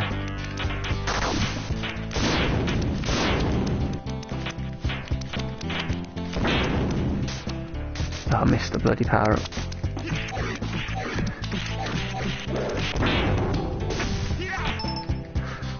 But I don't think they would make this sort of thing now, because companies would look at this and think, nah, it's too much of a risk. But in a way, the indie scene is what's sort of bringing all that stuff back. You know, in a way, it's kind of going back to how it was. But nowadays, there's a lot less games out as well. I notice. Like, I don't feel like there's many games out as there was for like PS2. PS2 had a shitload of games that generation. They'd get loads of games every month, every week. But whereas like nowadays, it takes longer to make games because they're bigger and more expensive, and they put more into them, so you don't get as many.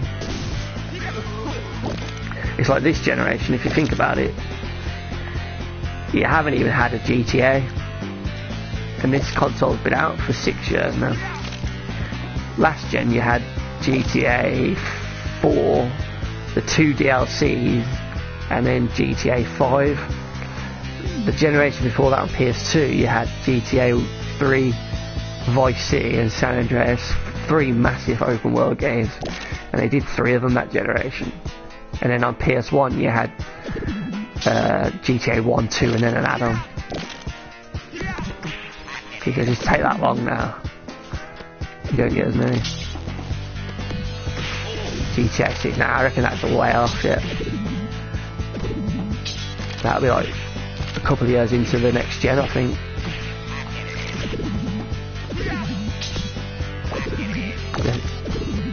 They're more concerned about online now, aren't they, really? And I think that as long as they're making money off GTA Online, well, I don't think they'd make another one just yet.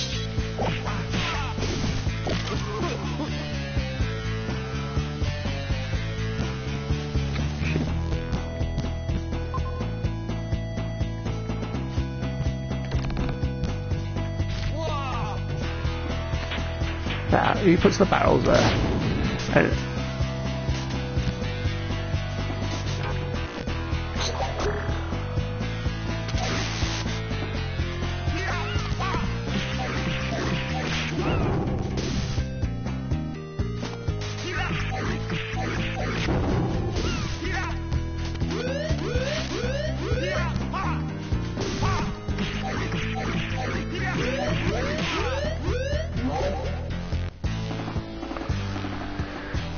Dead.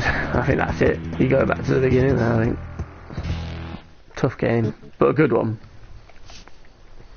I'll show you.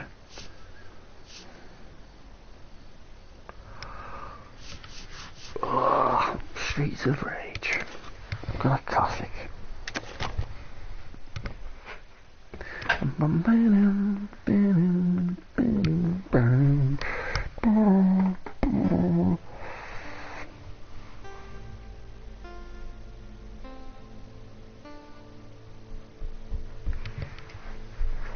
Oh, in fact,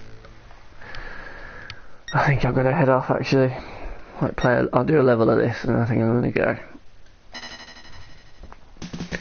It's midnight now, past midnight, 10 past 1. Yeah.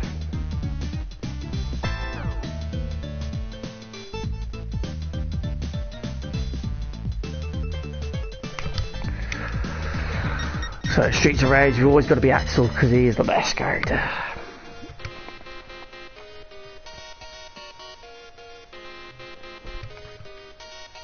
Because of this move. If you can learn how to do that, you can beat this game.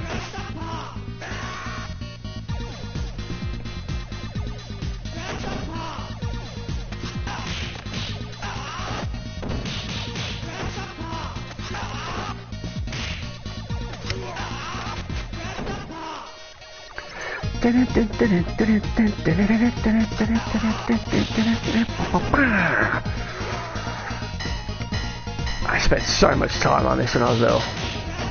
Used to play this with my brother. It's a cool co-op game that we could both do. And he weren't even into games where he liked this.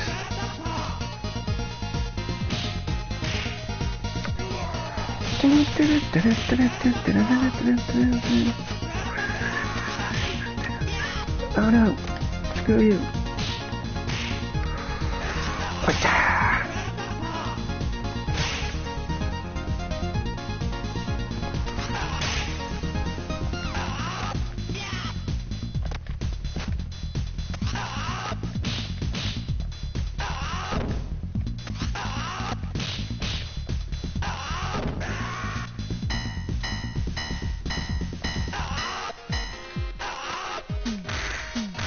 Eat that. That's like one of the best sound effects for someone hitting you with a pipe that I've ever heard. It just feels so brutal.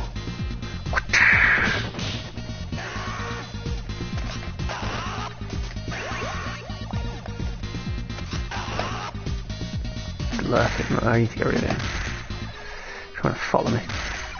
Just listen to it, it's just... Oh, you can feel that impact of that.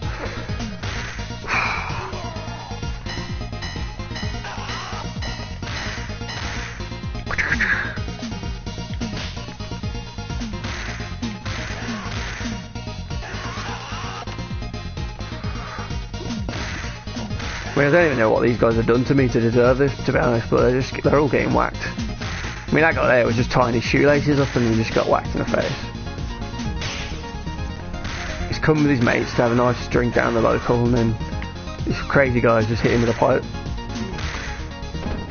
I mean, he's got knives, so to be fair, he's probably out for trouble anyway, so he kind of deserves it, but the others I'm not so sure.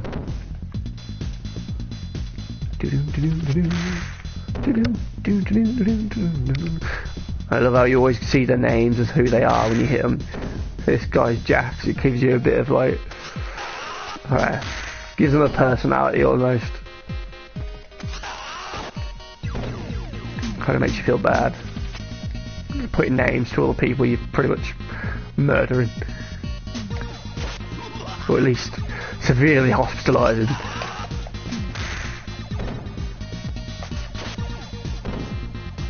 I might kill him. I'll uppercut him. That'll do.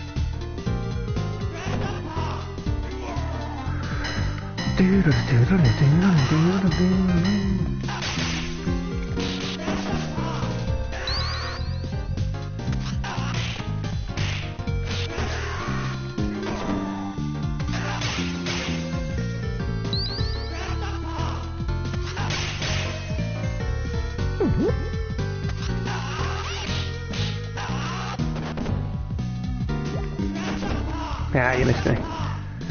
The uppercut just dominates, man. Kind of breaks it for him because it's so fucking good.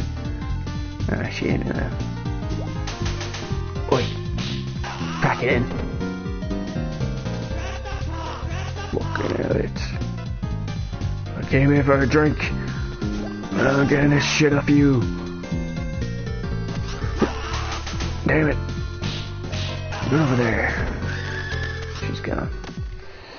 She's gone. Teleported out.